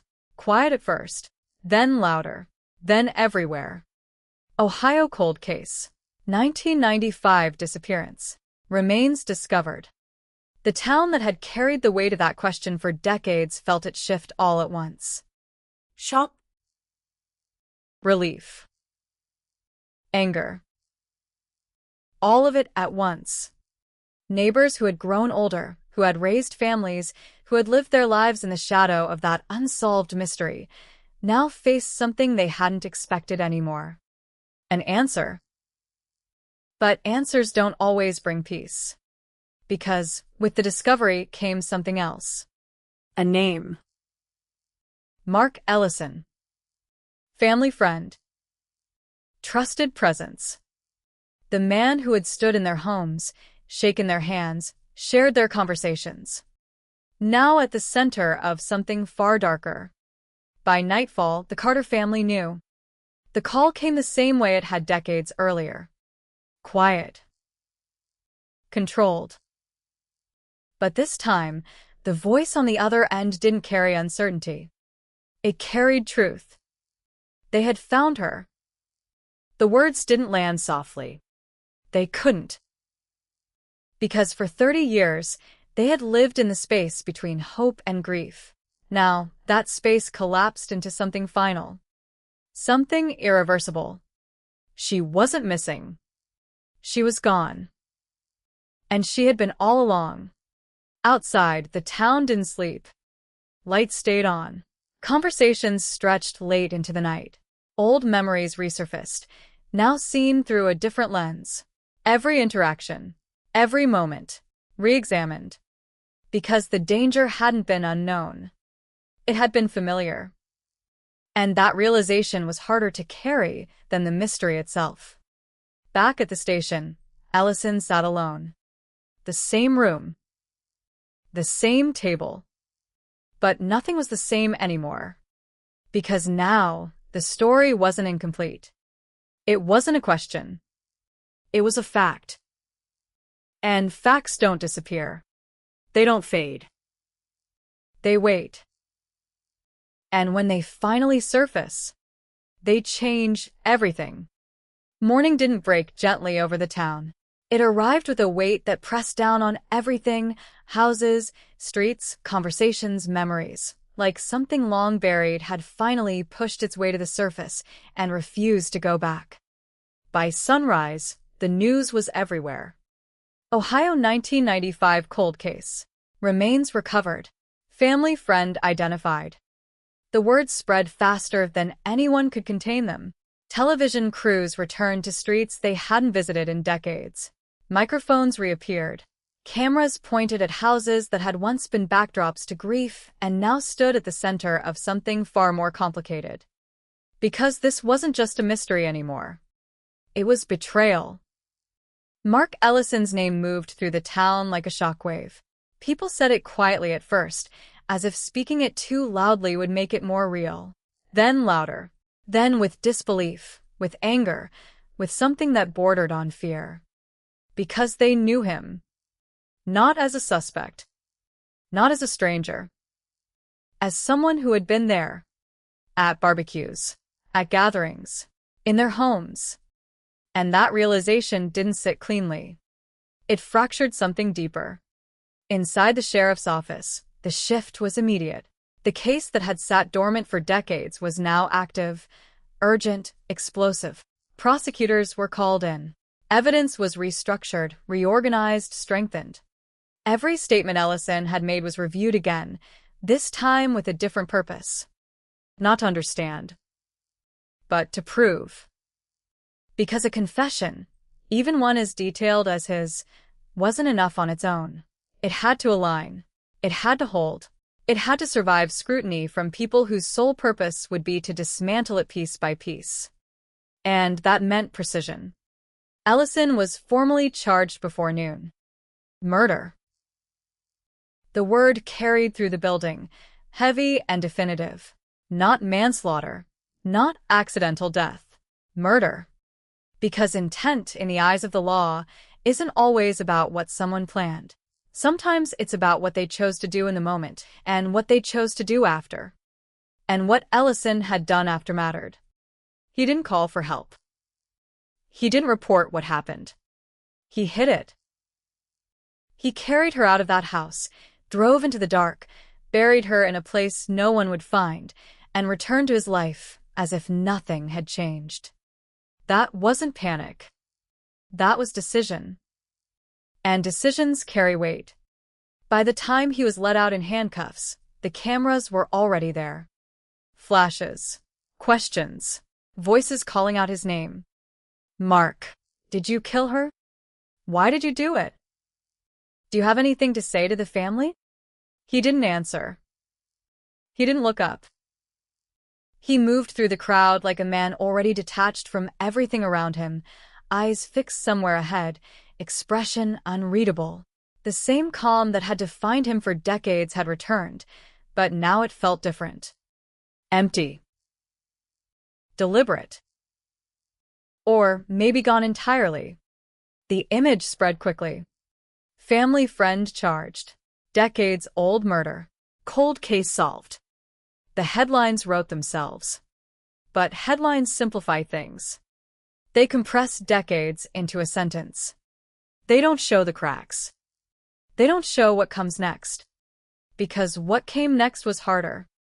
Inside the courtroom, the air felt heavier than anywhere else. Charged. Focused. Watching. Ellison sat at the defense table, dressed differently now, but not changed. Not visibly. He listened as the charges were read aloud, each word landing with the weight of finality. Murder. Abduction. Concealment of a body. The list was clinical. Precise. But behind each word was something far less controlled. A life ended. A family broken. A town altered. Ellison's attorney leaned toward him, speaking quietly, explaining what would happen next, outlining strategy, preparing for a process that would stretch far beyond this moment. Because this wasn't over. Not even close. The prosecution began building their case immediately. They had the confession. They had the DNA. They had the recovery site. But they needed to connect everything in a way that left no space for doubt. Because doubt is what the defense would use. And the defense moved quickly. They challenged the confession. Not its existence, but its reliability. They argued pressure. They argued time. They argued that memory after 30 years isn't precise, that people reconstruct events, that what Ellison said in that room may not reflect what actually happened. They pointed to his words. I didn't mean to. I panicked. He thought she passed out. They began shaping a different narrative. Not murder, but accident. A moment of fear. A loss of control. And then a series of bad decisions that followed. Because in court, the difference between those narratives changes everything. Outside, the town divided in quiet ways. Not openly. Not loudly.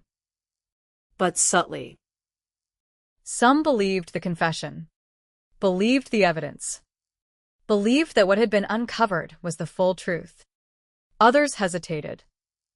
Not because they thought he was innocent, but because they struggled to reconcile the man they had known with the story that was now being told.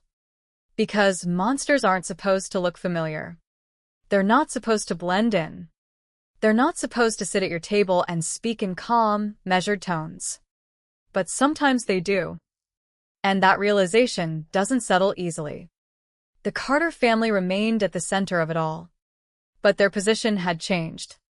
For decades, they had lived in uncertainty. Now they lived in something else. Truth. But truth, after that much time, doesn't come clean. It comes layered. Complicated. Heavy. They had answers. But those answers carried details no one wants to know. Moments no one wants to imagine. And once those details exist, they don't disappear. They stay. The trial date was set. Months away. Time enough to prepare. Time enough for both sides to build their cases. Time enough for the story to spread, to grow, to shift under the weight of public attention. Because this wasn't just a legal case anymore. It was something larger. A cold case that had refused to stay buried. A community forced to confront something it had never truly understood. And, at the center of it all, a man who had lived quietly for decades, now exposed under a light that showed everything. Or almost everything. Because even now, not everything had been said. Not every detail uncovered. Not every contradiction resolved. And as the case moved forward, as the courtroom filled, as the evidence was prepared and the narrative sharpened, one question remained, quieter than the others, but no less important. Was the story complete? Or was there still something missing? Because in cases like this, the truth doesn't always arrive all at once. Sometimes it reveals itself slowly. One fracture at a time. The courtroom filled before the doors officially opened. People lined the hallway, pressed against the walls, waiting for a seat, for a glimpse, for something that would make sense of everything that had been uncovered. Reporters moved quickly, setting up, adjusting angles, rehearsing lines they would repeat to the world outside. The air was thick, not with noise, but with expectation. Because this was where the story would be tested. Not in headlines. Not in speculation. But under oath. Mark Ellison was brought in quietly, the same measured steps, the same controlled posture. But the room didn't see him the way it once had. There was no familiarity left. No comfort. Just focus. He sat. Still. Waiting. The prosecution moved first. Opening statements, delivered with precision, built a narrative that felt both simple and devastating. A trusted man. A vulnerable girl. A night that began with intent and ended in silence. They didn't rush. They didn't dramatize. They laid it out piece by piece, letting the weight of the facts do the work. DNA in her room. A confession placing him there. A body hidden for decades. Each point landed cleanly, without excess. Because they didn't need to convince. They needed to connect. Then the defense stood. And the tone shifted. Not denial. Not entirely. But reframing. They acknowledged the confession, but challenged its interpretation. They acknowledged the DNA, but questioned its context. They didn't argue that Ellison had never been there. They argued that what happened there wasn't what it seemed. They spoke of panic. Of fear. Of a moment that spiraled beyond control. They painted a picture not of intent, but of chaos. Not of a calculated act, but of something sudden, unplanned, tragic. And then they did something subtle. They introduced doubt. Not about whether something happened, but about how. Because in a courtroom, how matters as much as what. The first witnesses were procedural. Officers who had reopened the case. Forensic analysts who explained the DNA, how it was found, how it was tested, how it matched. Their language was technical, precise, stripped of emotion. But the implications were clear. He was there. That part couldn't be undone. Then came the recovery team. They described the search, the narrowing of the location, the moment the ground changed beneath their tools, the discovery. Bone. Buried. Hidden. 30 years beneath the surface. The room didn't react loudly, but the silence deepened. Because now, the abstract had become physical. Something real. Something undeniable. Then came the interrogation. The detectives took the stand one by one, recounting the hours inside that room. The shifts in Ellison's tone. The hesitation. The first cracks. I didn't hurt her. I didn't mean to. I just wanted her to stop. They repeated his words exactly as he had said them. No interpretación. No embellishment. Just the facts. The prosecution played portions of the recorded interview. The room listened. Not to a summary. Not to a version. But to his voice. Calm at first. Then slower. Then uneven. Each pause stretched longer than the last. Each answer revealing more than intended. And then the moment. I think she couldn't breathe. The words hung in the courtroom exactly the way they had hung in that interrogation room. Soft. But final. The defense didn't object. They let it play. Because their strategy wasn't to erase the statement. It was to reshape it. When it was their turn, they moved carefully. Cross-examination began not with confrontation, but with detail. You said he was calm at the start, the defense attorney asked one of the detectives. Yes. And he remained cooperative? Yes. He agreed to speak with you voluntarily? Yes. And you didn't inform him of the DNA evidence immediately? A pause. No. So, when you did, that was a shift in the conversation. Yes. The questions were building toward something.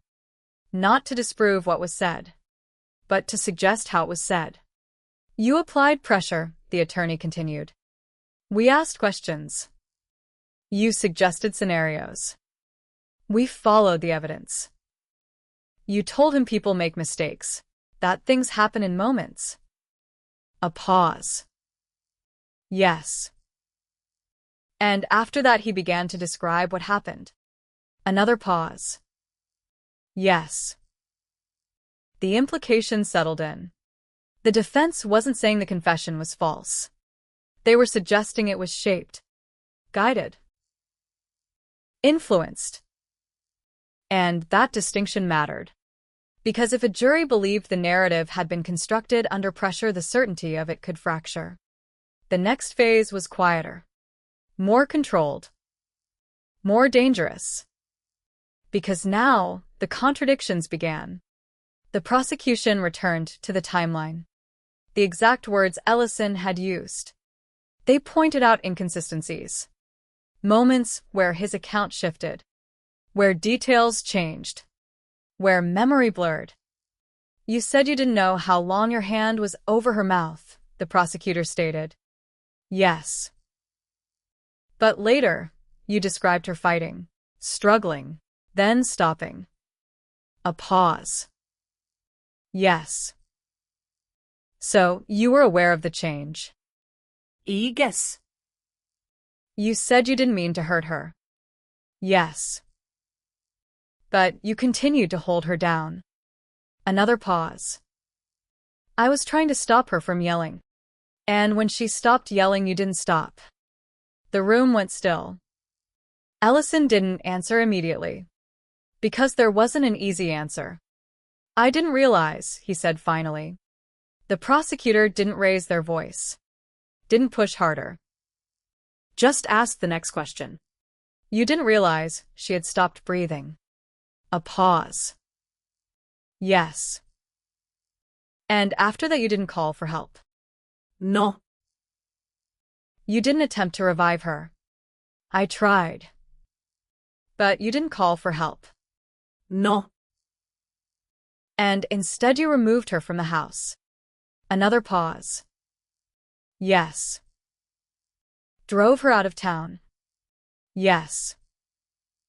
Buried her. Ellison's voice dropped. Yes. The sequence was clear. Unbroken. And the weight of it didn't need explanation. The defense tried to interrupt the flow.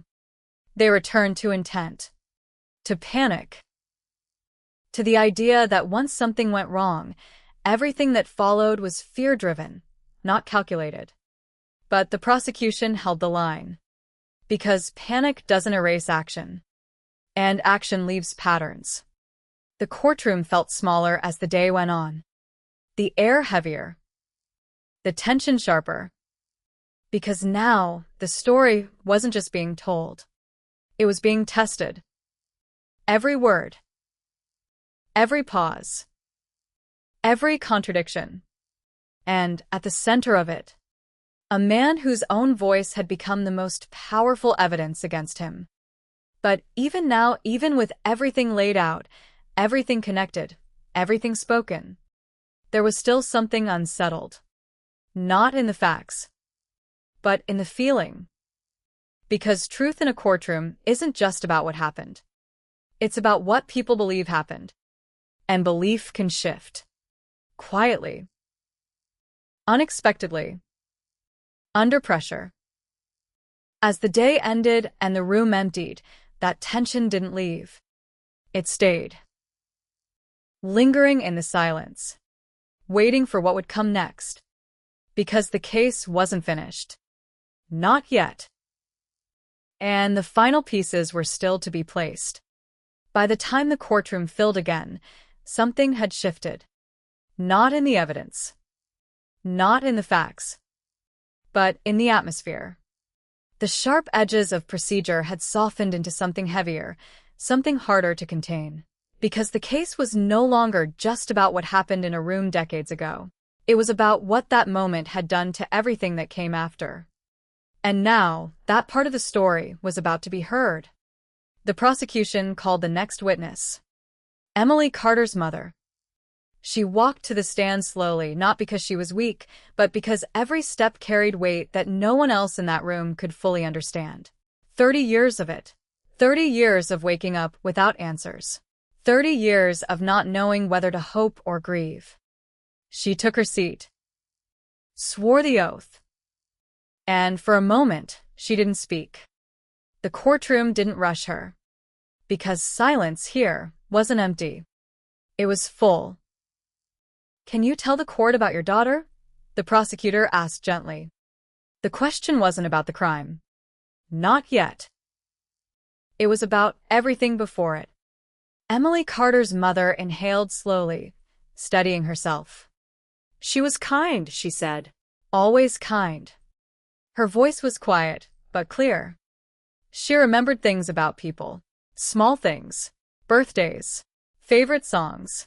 She cared. The words didn't come fast. They came carefully, like each one had to be chosen, weighed, held before being released. She wanted to be a teacher, she continued. She used to line up her dolls and pretend she was in a classroom. She loved helping people understand things. A pause. She wasn't afraid of people. The sentence lingered. Because now, in this room, that detail felt different. She trusted people, her mother said. Another pause. And this one was heavier. The prosecution didn't interrupt. They didn't need to. Do you remember the night she disappeared? The question came softly. Emily's mother closed her eyes for a moment. Yes. Can you tell us what you remember? The room felt smaller. Quieter. I went to bed, she said. Everything was normal. She was in her room. The light was on. I remember seeing it from the hallway. Her voice faltered slightly, but didn't break. I woke up in the morning, and her door was open. A pause. The light was still on. Another pause. And she wasn't there. The simplicity of it made it harder to hear. Because there was no dramatic moment. Non oís. No warning. Just absence. What did you do? The prosecutor asked. I called her name, she said. I thought maybe she was in the house somewhere. Then I went outside. Then I called the police. Her hands tightened slightly in her lap. I kept thinking she was just going to walk back in, that there was some explanation. Another pause. But she didn't. The courtroom didn't move. Because everyone knew what came after that. The years. The waiting. The not knowing. Did you know the defendant? The prosecutor asked. The shift was subtle, but sharp. Emily's mother opened her eyes, looked across the room. At Mark Ellison. Yes, she said. How did you know him? He was a friend. He came over. He fixed things around the house. We trusted him. The last word landed harder than anything else she had said. Trusted. Because that was the fracture. The place where everything broke. Did you ever suspect him? No. The answer came immediately. No, she repeated, quieter this time. Not once. The silence that followed carried more than grief. It carried something else. Something deeper. Betrayal. The defense didn't cross-examine aggressively. They couldn't. Not here. Not like this. They asked only a few questions. Clarifications. Gentle, controlled, careful not to appear confrontational.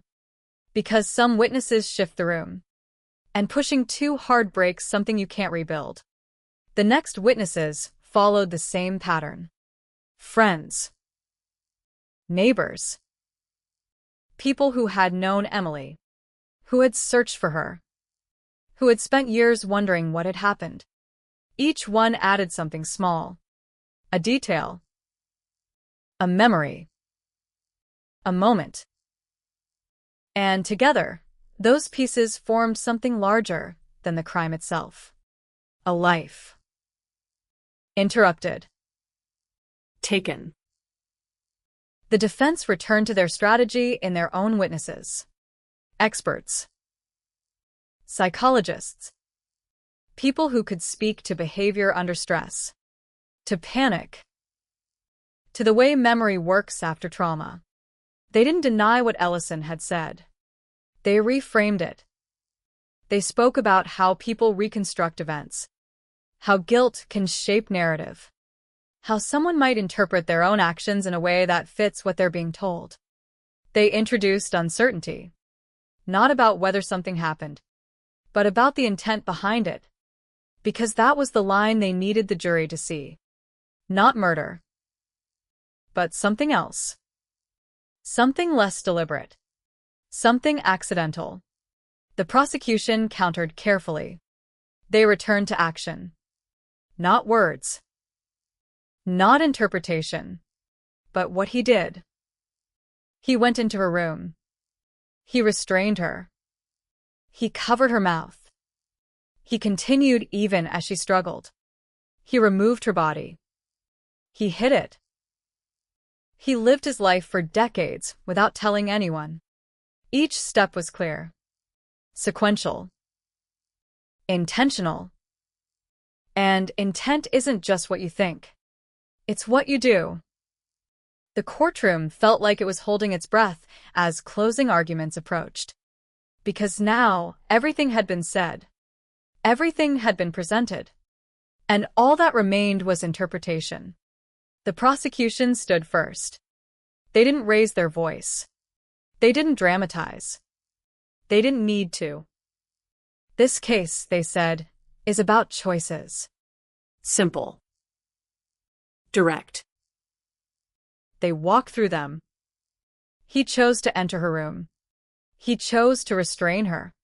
He chose to silence her. He chose not to stop. He chose not to call for help. He chose to hide what he had done. Each choice, placed one after another, forming a line that led to only one conclusion. This wasn't an accident, they said. This was a series of decisions. The defense followed. Their tone was different. More urgent.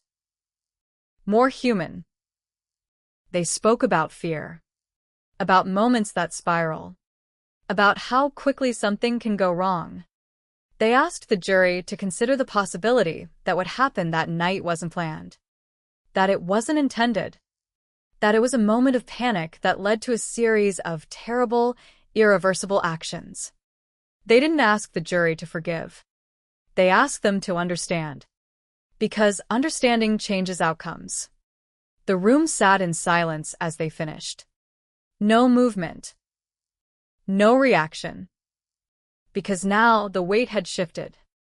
From the lawyers. From the witnesses. From the man at the center of it all. To the people sitting in the jury box. 12 individuals. Holding decades of history in their hands. Asked to decide, not just what happened, but what it meant. And outside, the town waited. Because after 30 years of not knowing, they were closer than ever to an answer. But answers in a courtroom don't come easily. They come through deliberation, through doubt, through argument, through silence. And sometimes, they come at a cost. The jury didn't leave immediately. That was the first thing people noticed. When the judge finished the instructions, careful, precise, outlining the law, the definitions, the burden of proof, the courtroom expected movement. Chairs shifting, feet stepping. The quiet procession of 12 people carrying the weight of decades into a private room where a decision would be shaped. But instead there was a pause. A long one. Not confusion. Not hesitation. Something else. Something heavier. Then slowly they stood, one by one, and walked out. The door closed behind them with a soft sound that echoed far louder than it should have. Inside that room, everything changed. Outside, nothing moved. The courtroom remained exactly as it was. Same seats, same faces, same tension stretched across every surface. But now, there was no more evidence to present. No more arguments to make. No more voices to guide the direction. Only waiting. And waiting does something to people. It stretches time. Minutes feel longer. Seconds carry weight. Every small sound, a cough, a shift in a chair, the turning of a page, feels amplified, out of place. The Carter family sat together, close but silent. Their hands occasionally touched, not to comfort, not to reassure, but simply to anchor themselves to something real. Across the room, Mark Ellison sat at the defense table. Still. Unmoving. His expression hadn't changed since the arguments ended. Not visibly, not dramatically, but something about his stillness felt different now. Less controlled, less deliberate. Because control ends here. This part belongs to someone else. His attorney leaned toward him occasionally, speaking in low tones, explaining possibilities, outcomes, the structure of what was about to happen. Words like verdict, sentencing, appeal, all of it practical, procedural, distant. But the moment itself wasn't distant. It was immediate. And it was coming. Hours passed. No announcement. No signal. Just time. The media waited outside, filling the space with speculation, with analysis, with the kind of noise that tries to make sense of something that can't be predicted. Inside, the silence held. Until a sound. The door. The courtroom turned as one. The jury filed back in. Same 12 people. Same seats. But not the same presence. Something had changed. Not visibly. But undeniably. They had made a decision. The judge took his place. The room settled. No movement now. No shifting. No sound beyond the quiet rhythm of breathing. Has the jury reached a verdict? The question hung in the air, simple, direct, final. The foreperson stood. Yes. The word landed cleanly. No hesitation. No uncertainty. The clerk stepped forward, paper in hand. The courtroom leaned into the moment without moving. Every eye fixed. Every breath held. In the matter of the state versus Mark Ellison. A pause. Just long enough to stretch the moment to its limit. On the charge of murder. Another pause. And then, we find the defendant guilty. The word didn't echo. It settled. Heavy. Permanent. Unavoidable. For a moment there was nothing. No reaction. No sound. Just the weight of it. 30 years of questions. Of waiting. Of not knowing. Collapsed into a single word. Guilty. The Carter family didn't erupt. They didn't cry out. They didn't move dramatically. Because the moment didn't feel like release. It felt like something else. Something quieter. Something final. Emily's mother closed her eyes. Not in relief. Not entirely. But in something closer to acceptance. Across the room, Ellison didn't react immediately. He sat still. The same way he had sat through everything. But this time, the stillness wasn't controlled. It was empty. Because now there was nothing left to hold on to. The defense requested the jury be polled. Procedure. One by one, each juror confirmed the verdict. Yes. Yes. Yes. 12 times. Each one reinforcing the same conclusion. Each one sealing it further. The judge nodded. The verdict was entered. The moment passed into record. Permanent. The sentencing would come later. But the outcome was already clear. As the courtroom began to shift, as people stood, as the quiet tension released into movement, something lingered. Because a verdict doesn't erase what happened. It doesn't restore what was lost. It doesn't undo decades. It simply defines them. Outside, the news broke instantly. Ohio 1995 cold case solved. Family friend found guilty in decades-old murder. The headlines moved faster than the moment itself. Cameras flashed. Voices rose. The story, once again, spread beyond the room. But inside, for those who had carried it the longest, it didn't feel like an ending. It felt like a line drawn. Clear. Final. But not complete. Because completion implies closure. And closure doesn't come from a verdict.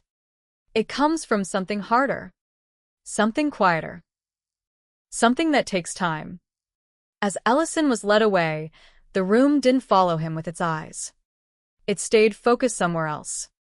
On the space where the past had finally been confronted. Where the truth had been spoken, challenged, tested. And ultimately accepted. But even now, as the case moved into its final stage, as the legal process continued, as the story settled into history, there was still something left behind. Not a question. Not a mystery. But a feeling. A presence. Because some cases don't end when the verdict is read. They linger. In memory. In silence. In the spaces where answers exist, but understanding never fully arrives. And as the courtroom emptied, as the voices faded, as the doors closed once again, that feeling remained. Quiet. Unresolved. Waiting. The courthouse doors closed behind Mark Ellison, but the story did not end there. For the people who had lived through it, there was no clean ending. No single moment when 30 years of fear, hope, anger, and uncertainty simply disappeared. A verdict could close a courtroom. It could close a case file. It could put a name beside the word responsible. But it could not close the past. Outside, the cameras were still waiting. Reporters stood beneath a gray morning sky, microphones ready, their voices carrying across the courthouse steps.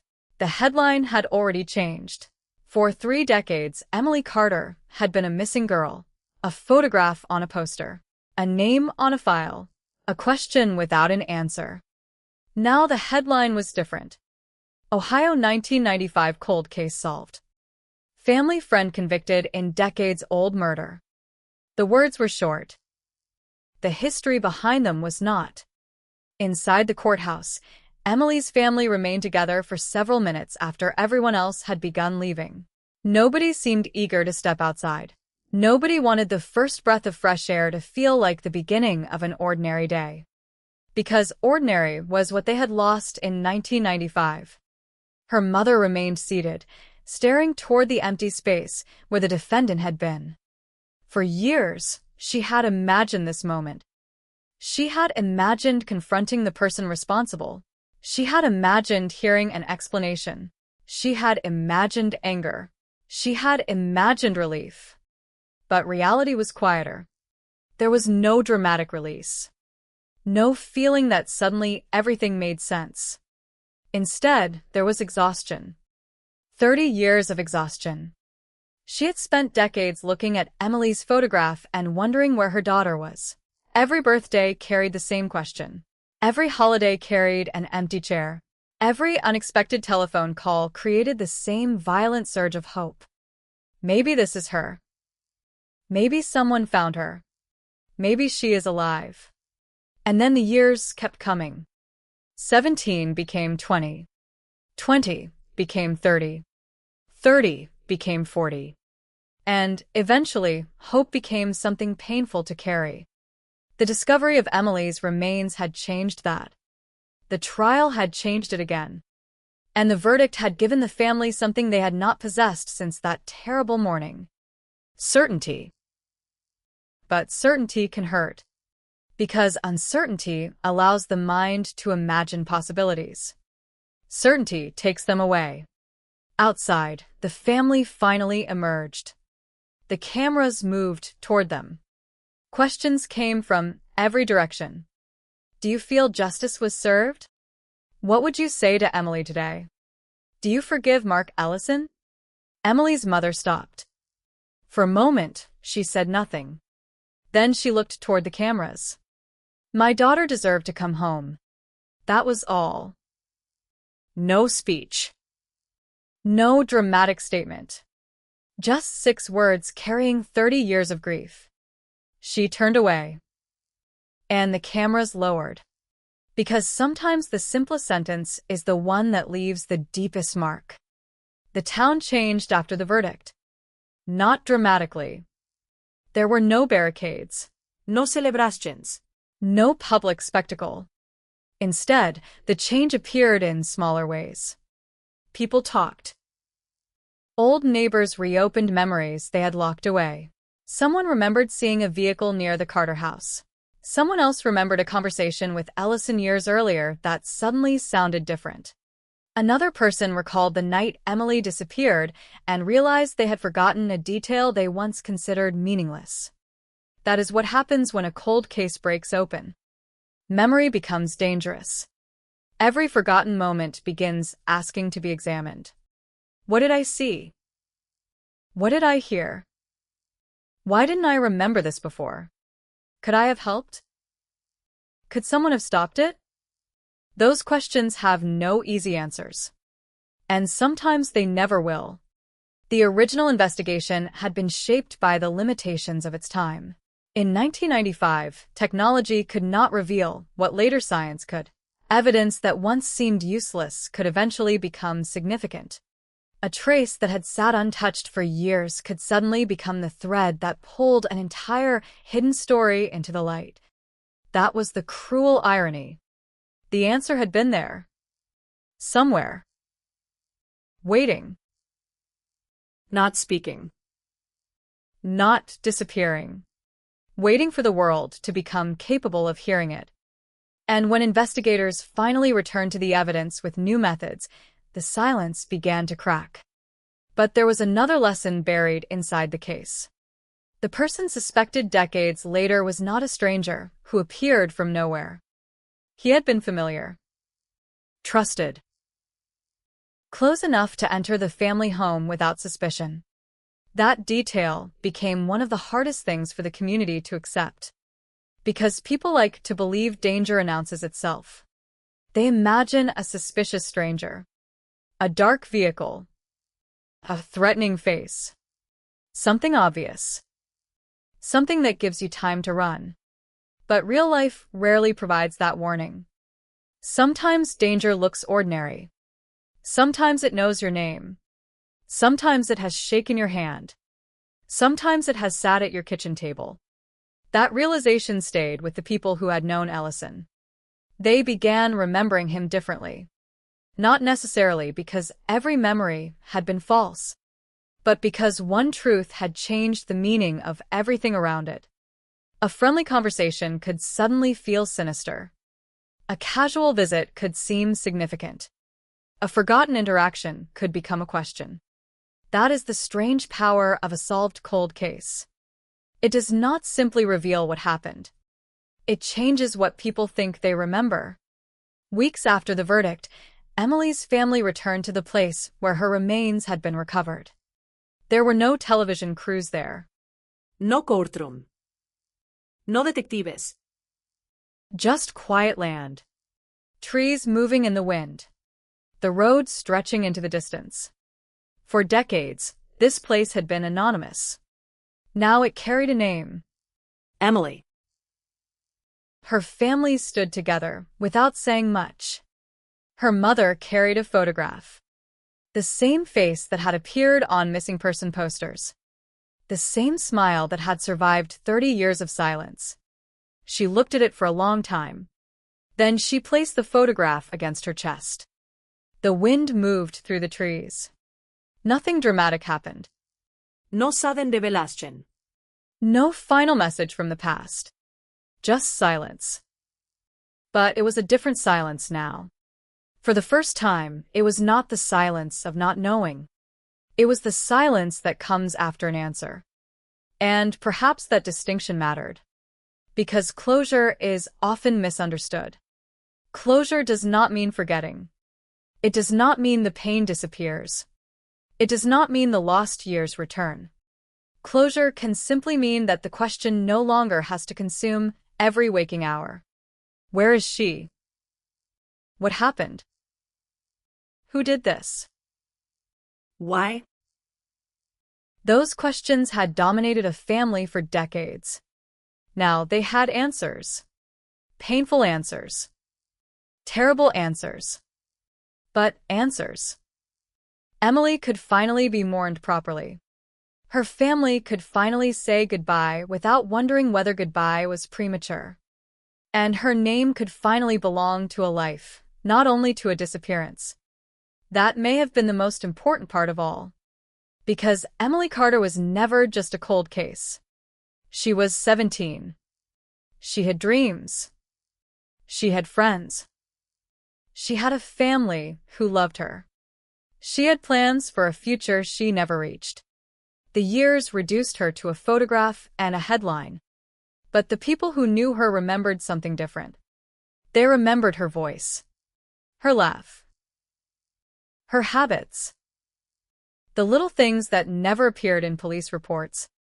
Those details became her real legacy. Not the crime. Not the killer. Not the courtroom.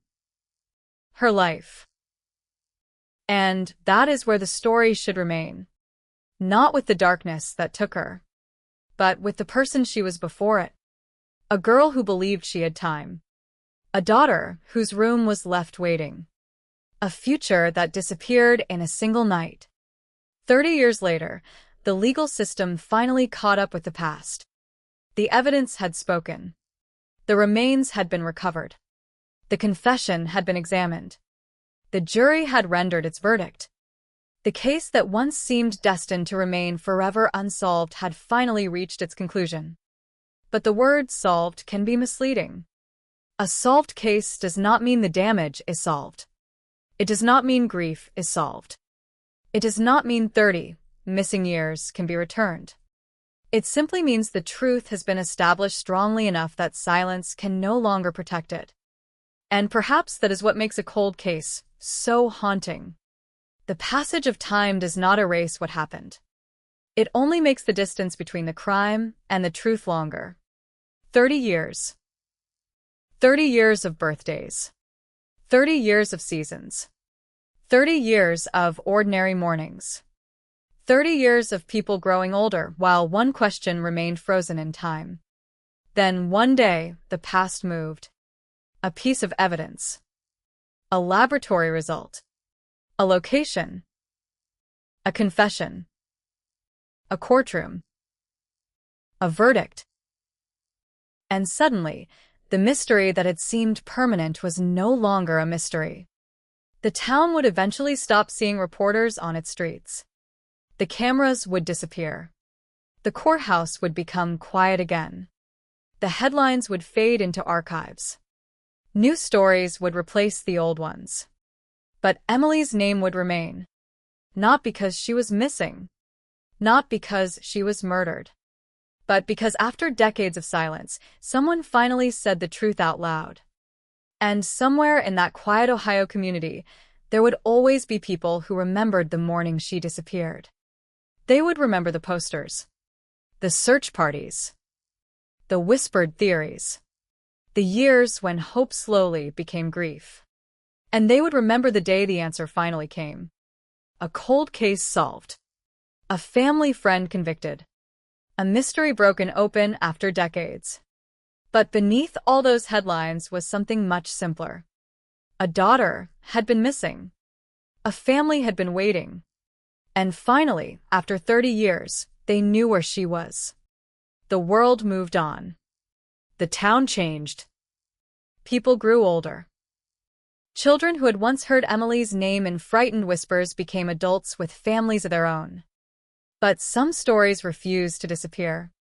They remained buried beneath ordinary life, waiting for evidence, waiting for courage, waiting for time to expose what someone believed could remain hidden forever. And when the truth finally rises, it does not arrive gently. It arrives all at once. It forces a community to remember. It forces a family to grieve. It forces the past into the present.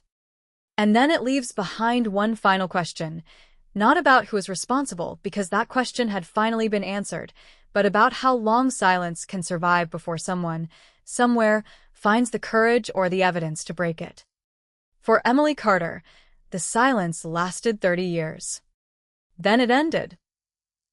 And this time, her name was not followed by the word missing. It was followed by something else. Remembered.